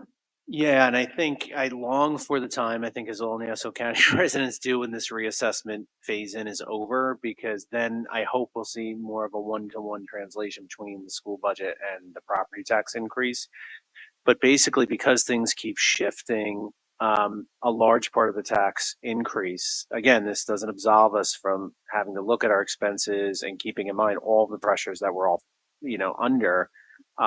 And Nassau County is a very expensive place to live in general, but, that home specific, but, in general, the school budget went up 3.65%, 7%. And, a lot of people are seeing increases much bigger than that, sometimes 3 times that, because of the reassessment phase-in. Yeah. You encapsulated it for me so well, and I appreciate that it is so complicated. And in addition to these real estate taxes, the pressures from all levels and every, we were talking about the cost of apples. Like, my kids' favorite apples have doubled in cost in the past couple of years. So I feel, everybody is feeling the crunch. We do owe it to the community to use their resources as wisely as possible. but we owe it to the kids to provide the best possible education that we have. So I don't have a magic bullet. I don't think that a magic bullet exists, but I do think that, and cuts are coming, and that it really has to be a very open conversation about the values that we want to keep in our schools and the education that we want to provide. Thank you. Thank you, Lisa. You raised a lot of good points there. That was great. I was thinking, this is your second year, and it shows. Very impressive. Okay, Dave. It's my turn. A couple of my fellow trustees said, I'm not going to feel better putting you on the spot. I want to put one of our audience members in the spot. You're knitting. Could you go faster? It's freezing in here. I know you could do this like a big long curved blanket. That would be helpful. Yeah. I want to thank Dr. Zublionis and the administration for a very strong presentation. The slide that struck me was the same one that struck Vice President Colasiopo, which is our tax rates compared to other districts. I feel like I know this because I still assist my folks in the logistics of paying their taxes in Syosset. And so I know, the equivalent of what that is. And it was a really great slide. I wonder how we get stuff like that out there more. We talk about community engagement, and I think a lot of people feel the brunt of the taxes, and I think it's completely understandable. Again, another slide that you put out there was that in 2001, that's not that long ago, 53% of the tax base was borne by the residential class 1 homeowners, and now it's 83+%. That alone makes it feel. We met with an assemblyman today, and he said, people used to come to North Shore because it was such a great deal on your taxes. As you showed from your slide, again, a fact-based slide, it's still a better deal than some other communities for what you get for your house, but it's equalized over time. But I think it also raises a point that, frankly, I don't think we talk about enough here, and I think we should say it loud and proud. Our schools are currently fantastic. We have one of the best school systems in the country. Whether you're talking about these rankings that put us in the top 2 or 3%, I don't love these rankings necessarily, but when you get A+ on the rankings, that's hard to argue with. When you're ranked number 2 in STEM and STEAM on the island, that's pretty impressive knowing the caliber of schools. The fact that we were open during the pandemic and our kids got full day instruction, we're the envy of pretty much every other district in the country, let alone the planet. I don't think we talk about those things enough. And there is so much information I wish we could get out there. Let's talk about reserves.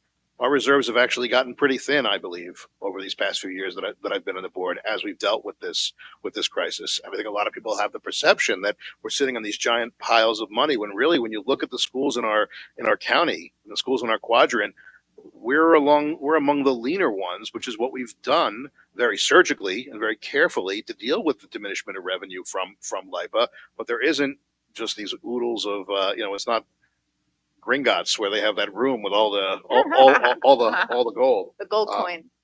The gold coins, exactly. And so I'd like to have more of that mentioned, how ready our kids are for college, how we care about each student and their individual travel through their life. The attention we give to our special ed kids that I certainly would never denigrate into the district, but overall what we provide and our continuous improvement by focusing on that to make sure that what we do so well is something we're still looking at to see how we can do even better. These are just testaments to what we can do. And those are things I think we need to mention as we talk about this, because what we're doing here for our students is not preparing them for years 19, 20, and 21. We're not preparing them just for college. We're not preparing them just for the workforce. We're preparing them for the next 60, 70, 80 years of their lives. This is their foundation. This is our foundation. It was telling with President McCary and our SGO rep, Ava, that's a continuum. And what you learn in your years here propels you to all of these things. And to take away from that is something I don't want to see done. I did have a couple questions. You were talking about class size. I was looking at the teacher contract. The language, I just want to be clear. It says that at a certain number of it depends on the grade, anywhere from 22 in K through 3 or 25 in 4 and 5, we would start to think about possibly getting small, dividing, but that we could go the way I read it, up to 30, or really we have contractually the right to go over 30, it sounds. It didn't say over 30 is a hard break. Am I reading that right in the contract? There's some language about like aides being considered if a class gets larger, I think especially at the elementary level. But yeah, it could go up, and we do have a couple outlier classes that are higher at especially in the high school. Say it shall be administrative policy to aim for a class size of 25 with additional sections formed when the enrollment nears 30, if practicable. So if theoretically financial circumstances dictated it and it wasn't practicable, that even 30 is not a limit. And so what we had talked about last meeting that that Trustee Casher mentioned, Andrea saying that this budget is a statement of our values. I think that's important. There's nothing preventing us from closing a school building, correct? I think that's what makes it hard, because we know what we've had and what we're used to, and when those class, as we know, and it's happened at meetings, even when we get to the 28 number, which is rare, but there are some folks do come out, they speak out about it, we get emails about it. So that's the pressure that we're feeling with the administration. We're trying to balance that, keep that balance. I think it's important for the community to understand those are options on the table if that's what the community wants. Other than Title IX and equity between gender, is there a reason why we have to offer the sports and extracurriculars that we do? No. It's not, choice we make. Those are variations that you see in some places that, For other areas where if we needed to, we could choose that because of financial circumstances, we didn't want to offer that to our kids anymore. And that could be a choice between the burden on taxpayers and what we could offer our kids. And again, I think that's a choice that the community needs to understand is in front of us when we talk about these things like cutting, what these things mean. Because those are other areas you were very effective in talking about the $1 million being those 8 teachers. But those are the other things that we can do, the programs, the breadth of offerings, the engagement that we offer these kids, the community schooling, whether it's a Princeton model or whether it's just the existence of these schools in general, are things that are certainly out there. I did have one question about the adjusted base proportions. I just wanted to understand what happens when new value comes into a class.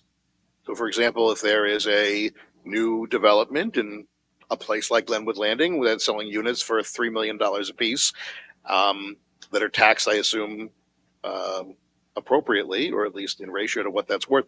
How does that work? I'll start and then I'll let Mr. Pappas finish. But the way I see it, and I think this might be closer to the second grade presentation, Trustee Cashman.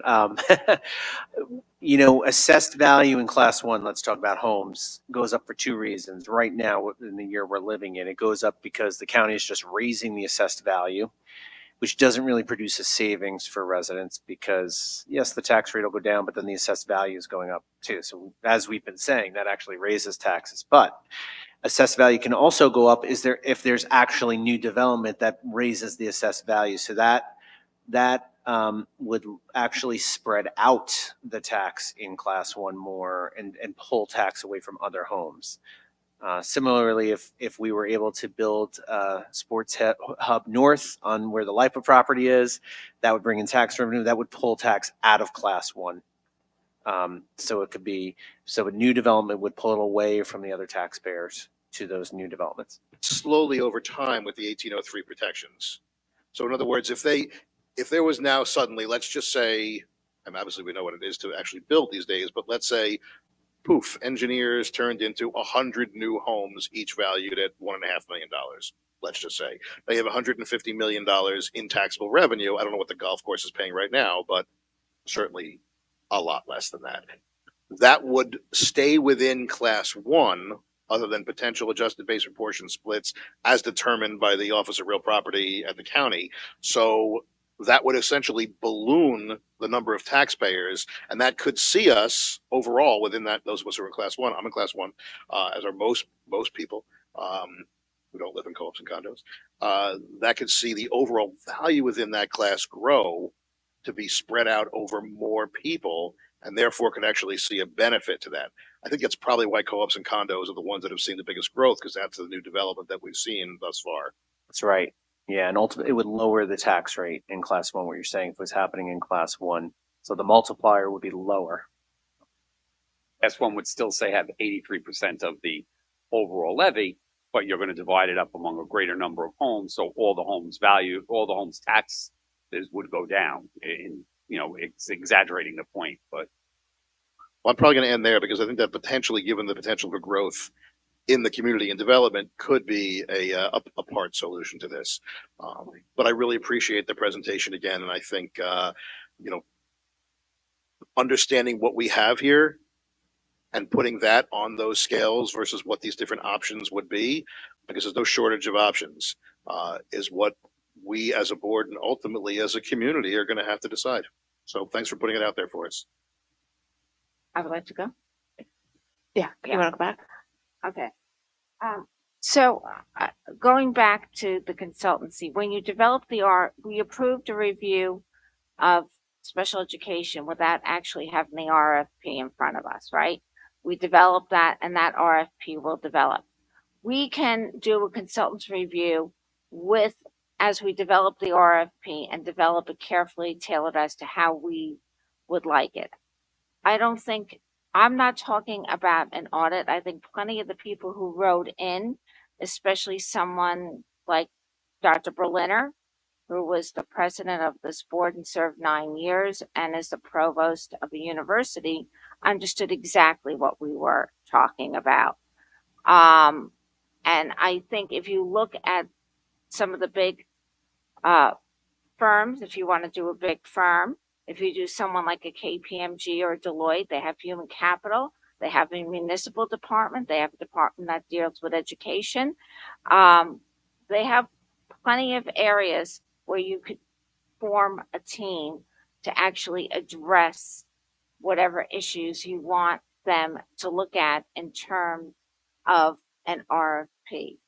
I think that if we are going back in history, we can go back, 30 years when I was looking for a house here. And you could buy a house for $200,000-$300,000, a nice house. Taxes were $2,000-$3,000. When I first built my house, my taxes all in $7,800. This year, my school tax alone, and I grieve my taxes every year. My school tax alone, $23,000 before I pay 1 penny to Nassau County, before I pay my water bill, which is now passing down the taxes that someone else used to pay to me, before I plow my street, before I pay for someone to pick up my garbage. All those things are in there. God bless you. When I was looking here to buy a home, my husband and I were making the same as these kids are coming out now. And the homes are in $200,000 and $300,000. And we didn't have $250,000 of student debt, which is like a mortgage. So when you're talking about the schools and the viability of the schools, your students who are graduating here, your children, you don't see this now because you're not there. You are pricing the next generation out of this community. You're not only pricing the people like me who have contributed hundreds of thousands of dollars in time and actual physical dollars. But and there were plenty of us, not me, but there were plenty of people in my group who were second generation, third generation, fourth generation residents here. Who you are pricing out are your children who will not be able to live here because they simply don't have the earning power to buy these homes. They're not buying the $3 million condos that are being built. You're going to see a shift in the demographics. And when your children are living in Texas or Georgia or Alabama because they can't afford to live up here because they're not making enough money to make up for the cost of living, you're going to feel it. in a way you've never felt it before. And if we can bring in someone and craft an RFP that maybe won't solve the problem because it's a bigger problem than just us, but will help us have efficiencies and save money. I think that is something we can craft and work on, but I think we need to look at it. I think the community wants it. I think it could be very helpful in ways that we haven't even imagined because we don't have that skill set. But the rise in the cost of living has not equaled the rise in earning and earning potential for these young people. It's a huge problem. So anything we can do to stem that tide would be incredibly helpful. That's a good perspective, Mary. And I think from the on the specific point of the consultant, which I didn't address, and I'm glad you brought it up again. So I had an opportunity. I think this board has shown itself in the past to be very willing to spend money on consultants, like our lobbyists, for example, which we spent $60,000 a year on, and has been able to yield us quite a bit to offset these losses in terms of grants and in terms of help. And that's the kind of assistance that has really been money well spent. And so I'm open to the idea of what a consultant would look like and seeing how that could be. I think the Trustee Mosca laid out some good questions as well, that the details are really what matters here. But I'd like to see what that would be. To your other points, I think you make some really great points about the changes in our society, and about what it costs to live here. And I would just offer my perspective as a different one, which I think is fair. I think it's good for us all to have our own perspectives. But personally, for me, I don't see that I was elected here to represent my children or their chance of being able to have this kind of life here. I'm here as the steward of our schools for the students who are here right now. And so for these, and who are going to be here in the future. And so as we make these kind of value choices, do we want to close buildings? Do we want to cut programs? Do we want to make the kind of choices that can save that amount of money? I don't think that would make the difference in someone being able to live here or not live here in that kind of way, but certainly would result in those kinds of changes we've heard from that some people want in the community. But I believe that our role here, and my role here, as the way I see it, is to be able to preserve this fantastic world-class school district that is the beacon of this community, that keeps us so desirable. And so that may be a difference of philosophy, and I appreciate you articulating yours. But I thought I would share mine as well. Talking about my children in particular, I'm talking about the next generation that is struggling with home ownership in general. And I'm not talking about decimating the school district. I never once said anything about decimating the school district, ever. I didn't sit here for 11 years when I could be doing something better or something different, using my time differently because I want to decimate the school district. That is obviously not my goal. All I'm saying is that we could use some fresh perspective, some fresh ideas, both inside and outside, and that we really need to keep an eye on the spending and on the burden we are placing on our residents if we want to continue to have the same type of the same diversity of our residents here as we have experienced in prior years. I mean, both of you really speak to the curse of living on Long Island and the curse of living in New York State. And what we're experiencing here is not unique to North Shore. Yes, we have our unique LIPA issues, but overall, if you live on Long Island, it's an expensive place to live. And everybody here wants to have lower taxes, right? That's a given, right? We do that survey, 100% come back. We all want lower taxes. But the question really becomes, what are we willing to sacrifice as a community? Whatever choice we make, there is a downside, right? My guess is most people would probably be okay with 1 or 2 more students in their child's class. But would the community be okay with significantly cutting the performing arts program or the sports program? There's so much here that makes us us, right? And when you start significantly changing what this district looks like, then is it North Shore anymore? So there is some tipping point somewhere, and I don't know what that tipping point is, and these are conversations that our community and we need to have.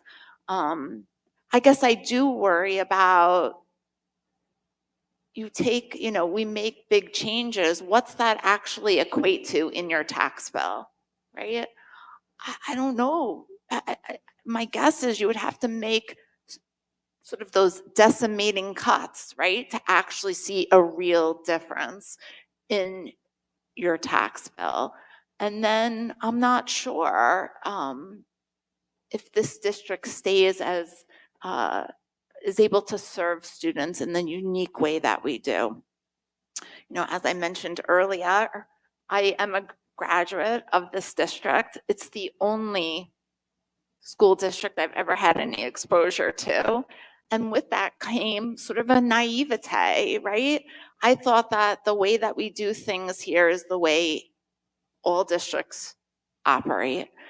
And in my job as a psychologist, I have had the opportunity to advocate for my patients in their own schools when they have needs that go unmet. And I cannot tell you how surprised I was the first time I went into a neighboring school district for a child who was severely learning disabled, whose needs were not being met. And the district just said, no, sorry, we won't pay for that. Now, that's actually against the law, but that's what districts do.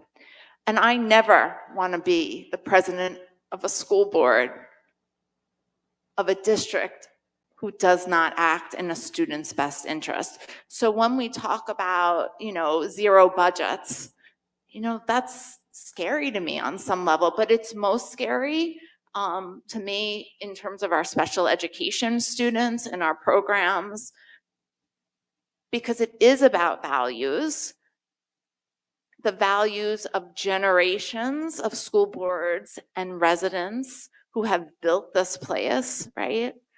That we're all so proud of, right? And I want to make sure that going forward, we remember all of that. I do think, again, looking at revenue is another way to offset. And I do wonder if there is a way that we can utilize grant writers to help us, or maybe incentivize our faculty members and our employees who seek their own grants, because there are very small grants that are available. I don't know if that's worth our administrators' time. I highly doubt it. But if we're able to employ, employ is the wrong word. If we're able to encourage our current employees to seek grants that support their own projects and then incentivize them for bringing in that money, I think that's one way maybe that we're able to generate some revenue and not burden our administrators with more to do. So I guess those are my main points. I do think thinking about a consultant and going through that process might be useful. We did not budget for it this year. So I think we can think about it more in terms of the long term. Maybe it's something that we put in for the budget that we're doing now for next year, and maybe that gives us some time to really think about what is the value added, what would be the return on the investment, And what would this consultant do that would be above and beyond what our other audits do? So that's where I'm at, and I look forward to continuing this conversation with everybody over the next couple of months. It's now time for public comments. I'd like to open the floor for anyone who would like to speak. Name and town of residence, please.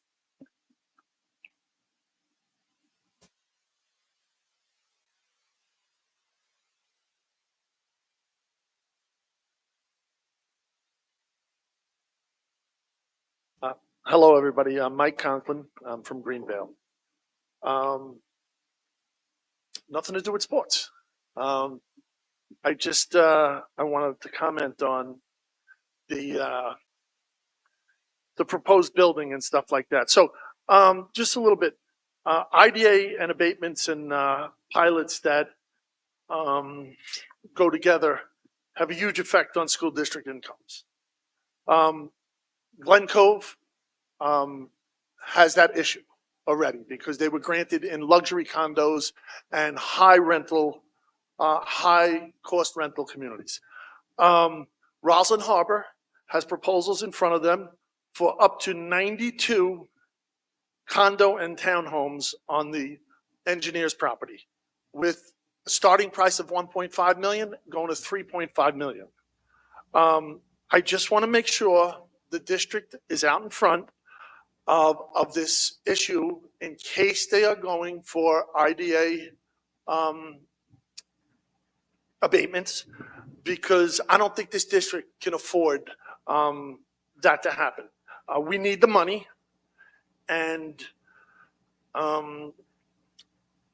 if it moves forward, it's going to affect us the way it does Glen Cove, because a small pilot over 18 years or 20 years is not going to make up for taxes at a high-end place where the property taxes will probably be $30,000, $40,000 to $50,000 a year.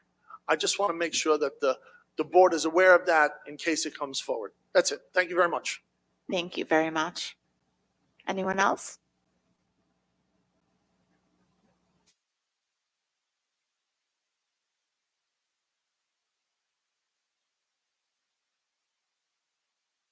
Natasha Gordon Seacliff. The consultant thing makes me nervous because I feel like if we're looking at cutting $4 million, then spending more money to do that is maybe not the best way to spend our money. I also think that there are voices in the community that are asking for it, but those are the same voices that are saying we've been mismanaging our money for the almost decade that I've lived here now, without any evidence or support. And they're costing us a lot of money in lawsuits and Xeroxing paper and personnel. I don't think we need to spend more to prove them wrong again. And I don't hear Dr. Z saying, I can't figure out how to save any more money. I think if he were doing that, then giving him help would be a good idea. I think he did incredibly well last year with what he cut, and that was his first year. So I would give him a chance to make the decisions for us and trust that he knows what he's doing, until he hits a wall. And it may be that $4 million is a wall, and he will come back to you and say, I can't find that much money. But I would trust him more than anyone to make those decisions. I also think when you're talking about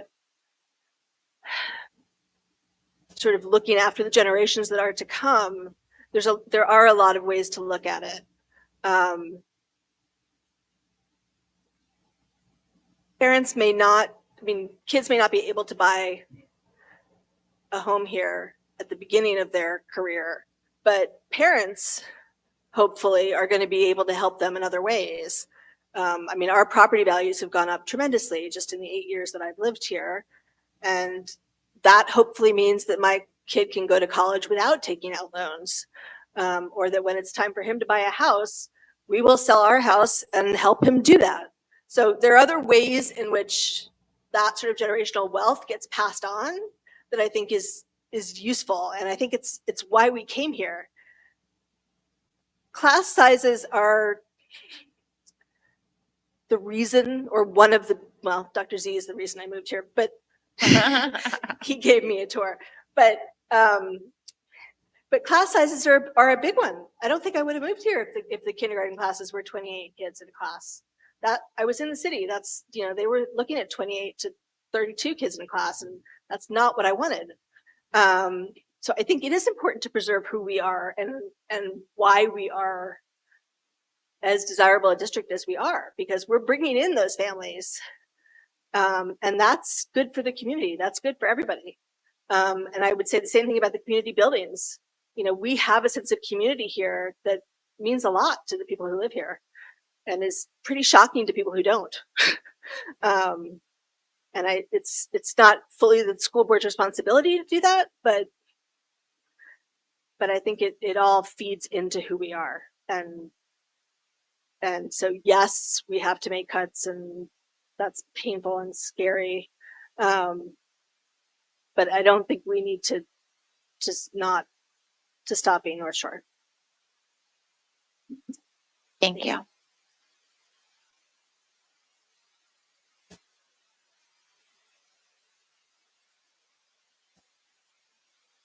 Hi, my name is Courtney Chambers, and I live in Seacliff. And I prepared this whole long thing, but after hearing Dr. Z's speech, I'm actually extremely rattled by the $4 million loss that we're coming up against, and the idea of the Princeton plan and closing a school, which I think, you know, would keep us from being North Shore. I chose this district because it did not have the Princeton plan, which so many districts on Long Island do have. And as a parent, that just wasn't right for my family. I don't think it's right for many families in the district. I'm here tonight because there's been chatter in the community regarding the district hiring an independent consultant, which you guys have talked about so much tonight. And I have to say that I came in dead set against it. And I'm a little more ambivalent now than I was a few minutes ago, but I'd like to just echo Natasha that I don't think we need to throw money away to go save money. I trust Dr. Z. I trust Mr. Pappas. The cuts you've made this far with the LIPA situation, really the kids haven't noticed. And as a parent, I appreciate that. I appreciate the trustees who have pointed out the independent audits that the district does go through. I personally do trust all of you and all of the auditors that we are doing a good job. I just finally want to say that I think there's a segment of this community that we're never going to placate, and I don't think we should spend money trying to placate them. They call themselves, you know, fiscally responsible citizens or whatever, and they're not. They just aren't. These lawsuits that they have thrown up against us have cost the district so much money. As a taxpayer, I'm angry about this. I don't think we should be hiring consultants to placate them. Nothing's going to placate them. And as Natasha said, let's not throw money away to save money, because it's just not going to work. And I trust all of you here to make such good decisions for our schools. And $4 million is a lot of money. Good luck. Thank you. Thank you. And we appreciate your trust in us. I know we all feel that. Any other public comments? I will now close the floor and we will move on to action 10, personnel. I'm going to take that A through I. Do I have a motion? Okay, I heard a second there. Any questions, comments? All in favor? Okay, excellent. Let's do action 11, the approval of an amendment to an employment agreement with the assistant superintendent. Motion. Maria and Nicola. Comments? All right, all in favor? All right, excellent, unanimous. Let's do action 12, the acceptance of donations, A through D. Thank you to the high school class of 2023, High School Fine and Performing Arts Department, Glenwood Landing, SCA, and the Seacliff PCA. And we can take that with action 13, which is the disposal of inventory. We get and then we give, right? Motion. Okay, I thank you. Questions, comments? Just a little question. Do we know where the directional sign will go? It seems like a great idea, but I'm just curious. The North Shore Stadium and the track. stadium track directional sign. Yeah, we are, it's going to be, I'm trying to describe it in the best way possible. The parking lot, as you get towards the end of the high school parking lot, closer to those entrances by the fields, the path. That path, I think, is where we're going to. A little 3-car garage on the left. Yes, that's it. Okay. So it's really just so that, visitors coming, get out of their car, and Yeah. they really have no idea which way to turn. And it's just helpful. This is something we've been talking about with boosters, with athletic advisory. There might be some mums that appear this weekend. I'm just saying. We're starting to think about long term, and little things like this will add up big. We call it low hanging fruit. Be more welcoming. It's lovely. We're just going to say, as you go to your superintendent's conferences, as a sports parent, I would love that in all the rest of the schools, because I find myself wandering these fields with lots of kids in uniforms, and I'm looking for maroon, but we play the same schools the same days. Very hard. So I'm glad we're doing it. I wish everyone else was. I did have one question. We received we received many generous donations. The $50,000 from Seacliff PCA. It's incredible. But the one that's for students to attend the trip, can you just talk a little bit about how those kinds of anonymous need-based donations are done? I mean, I know we've asked the question before, but I think it's helpful for the public to hear. In terms of it's anonymously given, which is really neither here nor there. Yeah. But obviously, those students who are in need, there's some discretion needed. So is that done with the principal? Is it done with the PCAs? Yeah, it's the parent organizations would not know the individual. It's a great point and always very sensitive. But usually the parent organizations, the need or the amount of need might be expressed to the parent organization, whoever is doing the donation. We did this for the middle school trips, as we're moving out of COVID as well, to get those going again. We had a lot of middle school parents, who you are, who really helped a lot. So it's the same kind of thing to make it a more equitable experience. With generosity from our community. Thank you. Beautiful. Any other questions? Okay, all in favor? Aye. Okay, excellent. Action 14, approval of contracts with action 15. So 14 is A through E, and then action 15 is our special education contracts, A through C. Question, do I have a motion? Okay, thank you. Questions? Yes. And on some of them, so I may actually make a motion to take some of them out. On the approval of an agreement with the town of Oyster Bay, I did have some concerns which Jamie and Chris addressed. I do have some concern about some of the language that remains in it. In particular, we do have independent operators, and there is language in there which could be construed as, it says if participating districts do not use their own buses, that the districts have an obligation to contract, to get contracts with those outside operators to allow bus patrol to put in the devices.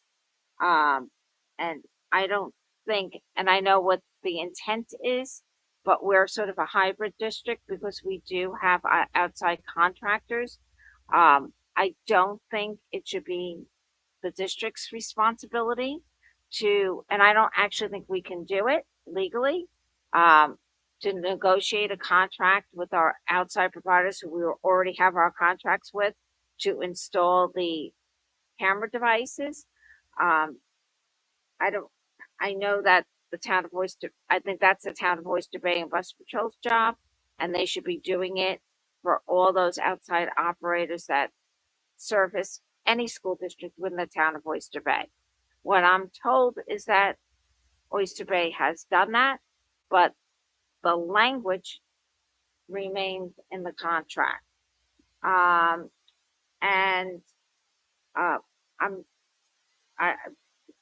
they did use some changes in the language on best efforts and the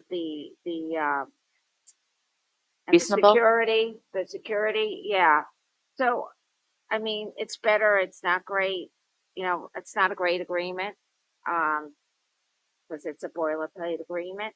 And I'm still not sure about the reporting requirements. To me, that provision is vague. I mean, I know there's specifics in there that we have to provide to them in terms of our routes, but I'm not sure what other reporting comes under there.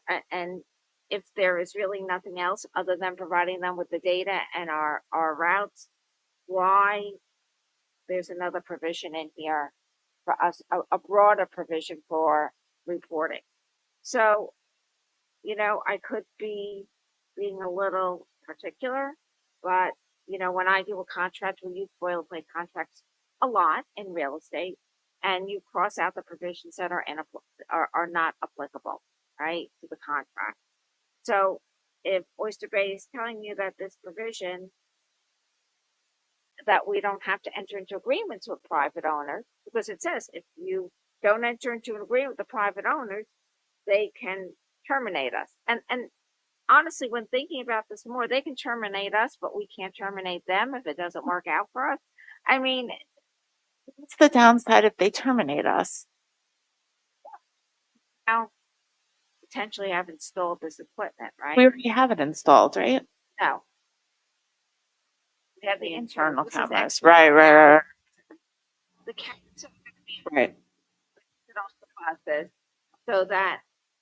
so that when someone illegally passes a school bus that is stopped, they will be photographed. There'll be a penalty, just like a red light camera or a speed camera, and that money will go to the municipality. It won't go to us, it will go to the municipality, but our concern is the safety concern, right? So and this is the way we're going to do this. And I understand that it's not perfect. I just have those concerns, which I feel I should share with you. Probably, probably won't be an issue, but it's still kind of hanging out there. I don't know. Oh, thank you, Marianne. Go ahead. You had brought that to my attention, the striking out of items as we walked from executive session, and right before the meeting started, I did send an email, and I don't know if this is if I'm breaking protocol Good, or Jamie, do it. but I did reach out to the bus patrol, sent an email and said urgent, because I wanted to see, and they did agree that if that terminology is something that you don't agree or does not apply, that we could strike through that in approving the agreement. So that makes Okay. the difference with regard to negotiating with outside contractors. So I just wanted to late breaking. Bad. Look at this. I don't want we have a busy bus depot. I don't want our people to be burdened with some nonsense report that they want. I share those concerns, Marion. I brought them up as well to board leadership and to Jamie and Chris. This is a contract where, as you said, we don't receive any of the revenue. What we receive is the increase in potential safety from people being aware that they are, they have this. I mean, people should know that, but obviously people who flout that law and receive a ticket will hopefully be disincentivized from doing it again. That said, I did not love the fact that we don't get some piece of this. It is our facilities. And regarding the reporting you talked about, if it's reporting, then it's time. People were paying for their time. They're changing bus routes. We just had a change in bus routes because there was luckily for us, an overcrowded bus. Kids are riding the bus. It's terrific. But that's now a change. So in addition to figuring out the new route and who's going to be on it, there's now time and effort that's taken by someone to report that. So now there aren't giant costs. And so I'm really probably wasn't going to say anything, but since you brought it up, I wanted to mention that I agree with you, that it was important to mention those things in that paragraph 4C. And I think it's worth saying that it would really have been a lot better if the districts had gone together and gotten at least a nominal sum from this. But again, the school districts are the ones who, become a revenue collector for another organization with our buses that they're drilling holes in and running wires and doing all these things. Right, and that we security, insufficient. I just see so many areas where this could go south on us, but Yeah, I think I'm pretty much exactly where you are. I'm not going to say no because of the safety potential that is there, but this is a raw deal. I'm not loving it. But I guess it is what it is. But Ask a quick question. Maybe it was in your backup. I don't remember. Did every school district in the town of Oyster Bay agree to this? Do we know? Track with in Suffolk County, it was done through the county, and every school district in Suffolk County signed on with Bus Patrol, which is the company. In town of Hempstead, they contracted probably over a year ago. They settled the contract, so the majority of school districts, they're still going through the process of getting approvals, have signed on. This contract was just settled a few weeks ago, so they're just starting to get the agreements together and approved. I believe there are districts that have already had the cameras installed. I believe the Jericho School District had the cameras installed, but again, until they finish their negotiations with the town of Oyster Bay or the town of North Hempstead, there's no collection and there's no tickets being issued. Town of Oyster Bay just finished. They're still working with the town of North Hempstead to come up with an agreement. And once that's done, then they will again start collecting in those areas. But so no, not every district at this point has signed on. I do want to remind everyone, I don't know if they forgot, last year we did have a resident come to the podium. She lives on Glen Cove Road, and she said every single day people pass that bus and don't stop. And she's been advocating for many years about this, posts on Facebook, send emails. We've talked about health and safety. And I think for someone like her, this is sort of what she's hoping is going to make the difference to keep her children safe. So that's been what I've been thinking about. A question, maybe it's of Mary Ann and Jamie. There is a paragraph on termination that mentions that this agreement terminates on December into 2024 unless some state has extended or eliminated the sunset provision. So I don't fully understand that, but could theoretically or in practice, maybe that termination is an opportunity. At least leading up to it, we might have an opportunity to maybe work with some other school districts and try to negotiate some sort of fee being paid back to us to cover our expenses.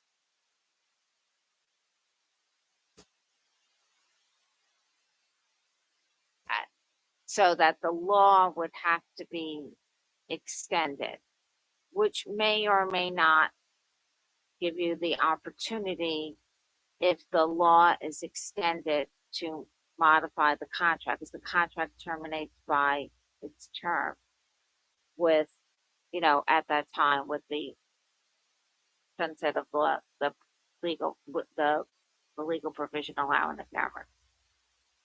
So we do have a motion. I have another one after this one. I just didn't want it. Is everyone done with Bus Patrol? And we're going to strike out that provision, right? That sentence on. Thank you, Jamie, for that. That's great. I have a question on the LICAT agreement. So I've been around a long time, and I've seen some really well-intentioned service provider agreements or ideas of service providers that I think have, maybe we haven't gotten the right service provider. Some of them have had unintended consequences. So as far as I know, LICAD is the Long Island Council on Alcoholism and Drug Dependence.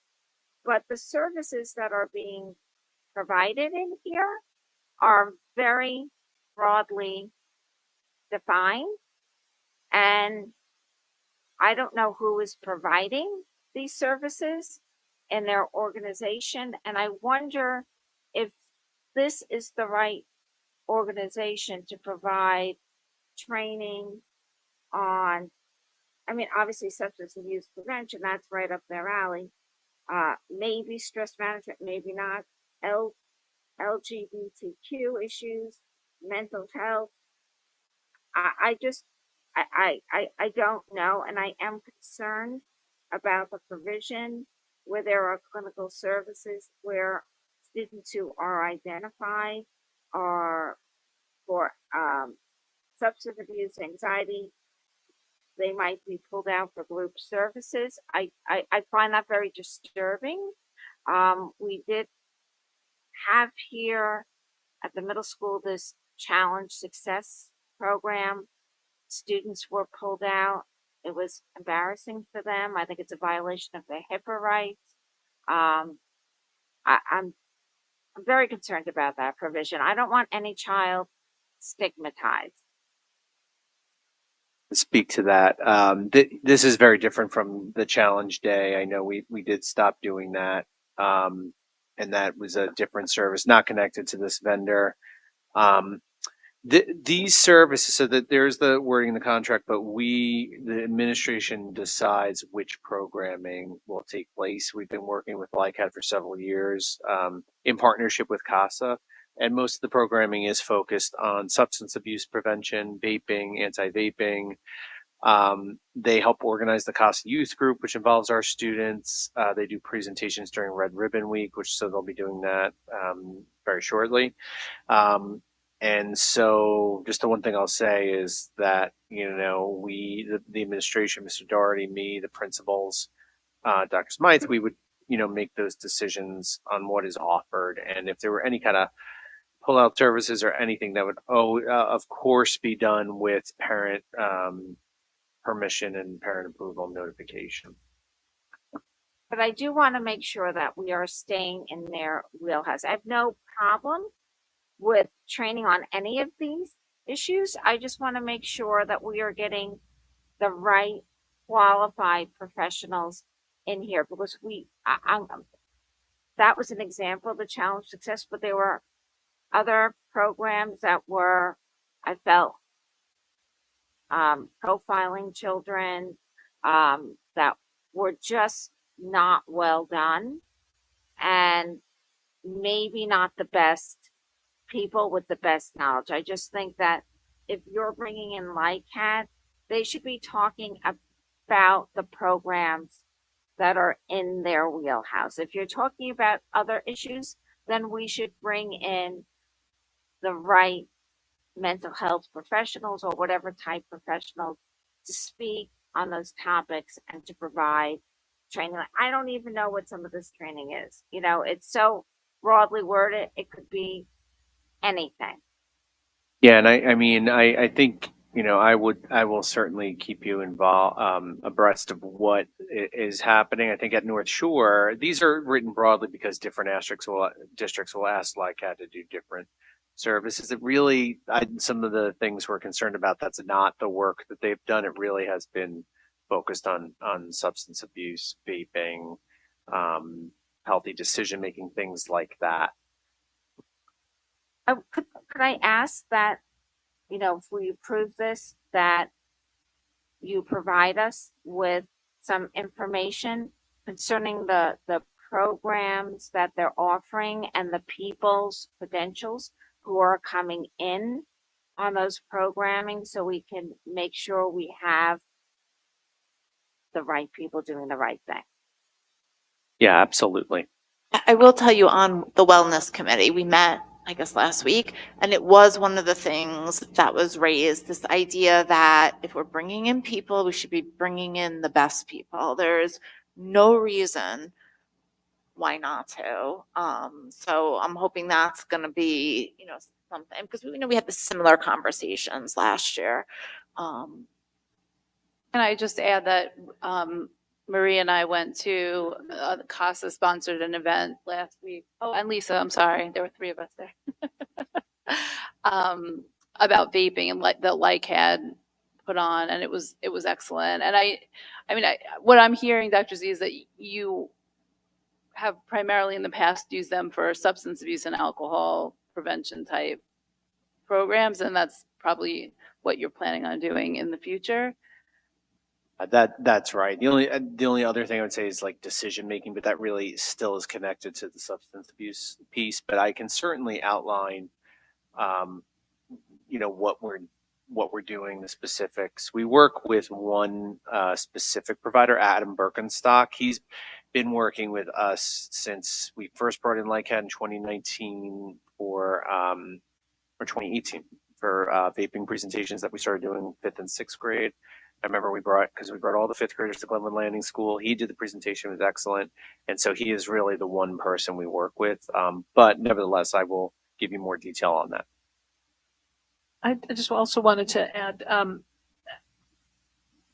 there was a panel presentation. I think CASA sponsored it. It was in the high school about 3 years ago. There was a representative. Adam was there. It was early on in his affiliation with us, but and there was Dan Doherty was there. Of course, there were 1 or 2 representatives from the police. I'm sorry, my very poor memory. I can't remember the specifics of it, but I remember at that time being really struck. It's not something I typically notice, but he was somehow in the comments from one of the police representatives. It was very clear that they truly respect the work that he's doing and the work of LICAD and the work that he in particular is doing. And it was very clear that he is that was when I learned that he was working closely with our district, he in particular. So I was reassured. I'm now in retrospect reassured by that. I have no problem with LICAD. They've done some great programs when, my kids were here, and I have no problem with that. The contract is very broadly worded, and it seemed to go beyond their expertise.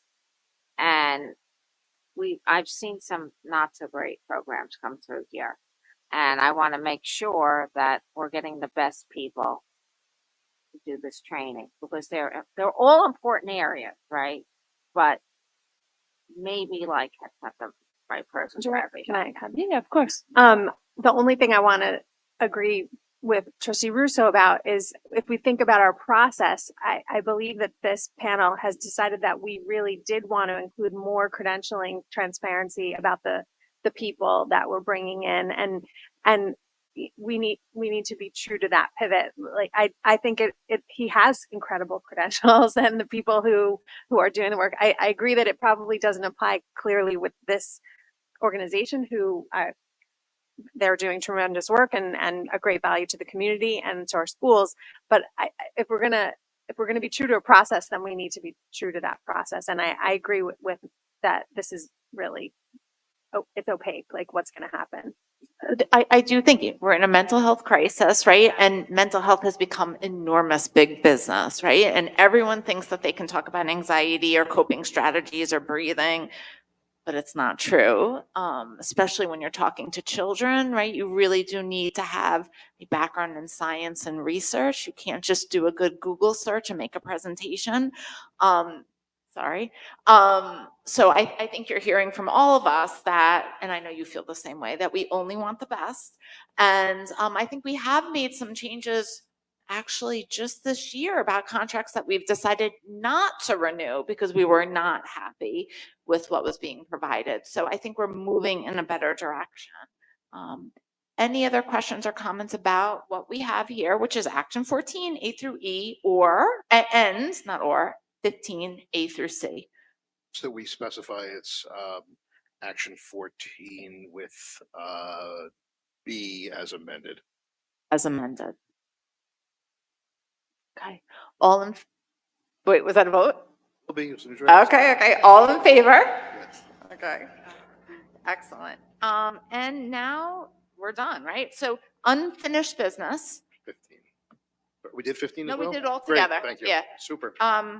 Unfinished business. I did want to just say that I really enjoyed the dance ribbon cutting. It was really sweet. Yeah, it was nice.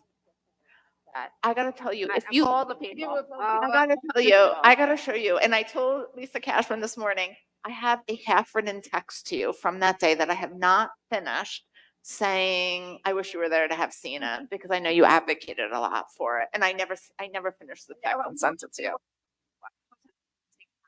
Second, and it couldn't happen. The next available date was October 5th. I was in Westchester, and there's no at 11 o'clock. So Sure, Ms. Kernishi would love to have another event where you and Trustee Galati couldn't make it that day either. So we'll make sure it's something where we can all make it. Maybe a night when we have a board meeting at the high school, we could do something.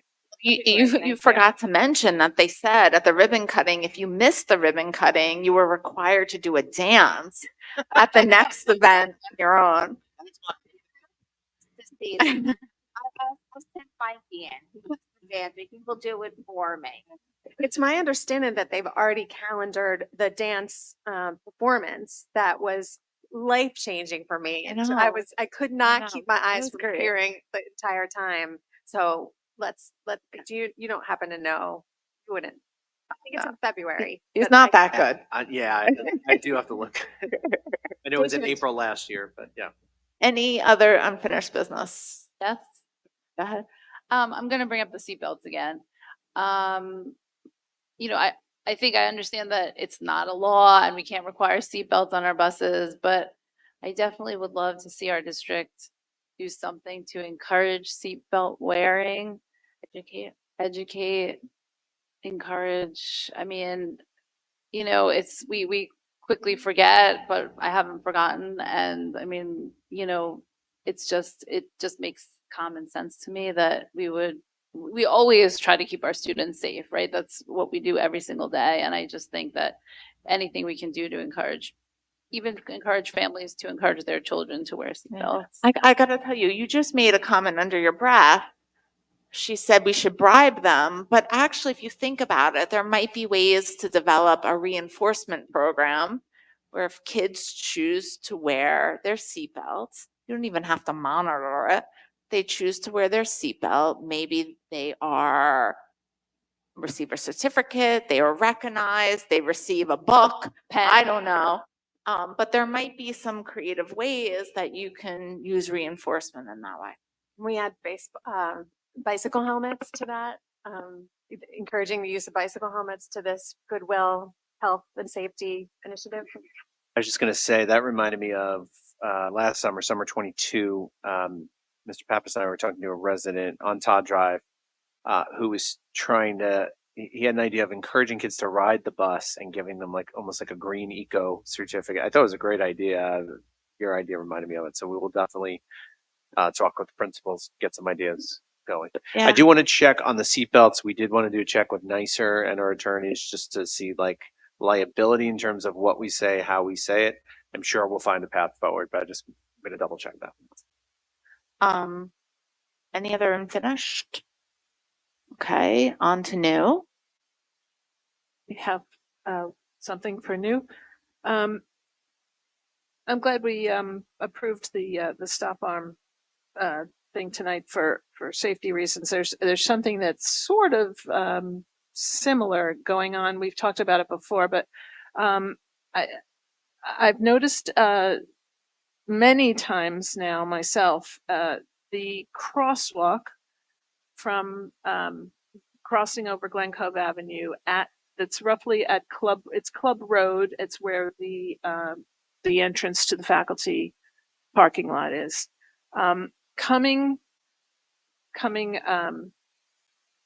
southbound, sorry, to think about my directions. I think it would be really helpful if we could ask the county, I guess it would be, for yet another sign the kind of sign that says state law, do not block side road. I've seen just almost every day. And it happened, I really noticed it recently because it was a very large construction truck that just, that's where the traffic really blocks up from the middle school back to, basically Dunkin' Donuts often. Cars, trucks, they block that walkway, and it happened that this particular day I saw a student standing there, and I thought, God, I hope he doesn't try to, weave his way around the truck, because the traffic was dead stopped. So I think it might be that would be a good spot for another reminder to all of us, what the law actually is. In Bronxville, because we have one very busy road and there are several crosswalks and people don't stop, right? And there are people crossing with babies or whatever. And so the cops started sitting right there, issuing tickets, 3 cop cars. And guess what? People are stopping. So if you're going to call Nassau County, ask them to put a patrol car right at that crosswalk and start ticketing people. I guarantee you more people will stop. I mean, I hate to say that. It's terrible, but it's helping in Bronxville. I think even, I can't remember because I can't picture the street now, but are there lines like the crosswalk, the white lines on that? Are they very visible? Coming across, Yeah, Glen Cove I Avenue, feel like they're they could visible. be repainted. Oh, And there's the yellow sign, with the picture of the pedestrian crossing, but it's actually a fair distance from when you get to the crosswalk. I wish it were actually a little closer. Just would be helpful too, like they put around the stop sign. I was going to say, there is a do not park sign on the southwest corner there, and it's really hard to see though. So that is like really, it's rusted. But because you had told me this last week and I saw it, I meant to tell you. But I'll talk to Jim Glenn and we'll start, and then we'll talk to maybe DHC can help us with the county. I think on things like this in addition to revenue. Any other new business? I do have one at the wellness meeting. The Amy Canzanera was talking about, did you hear about this? How they want more things to do at recess. Ping pong,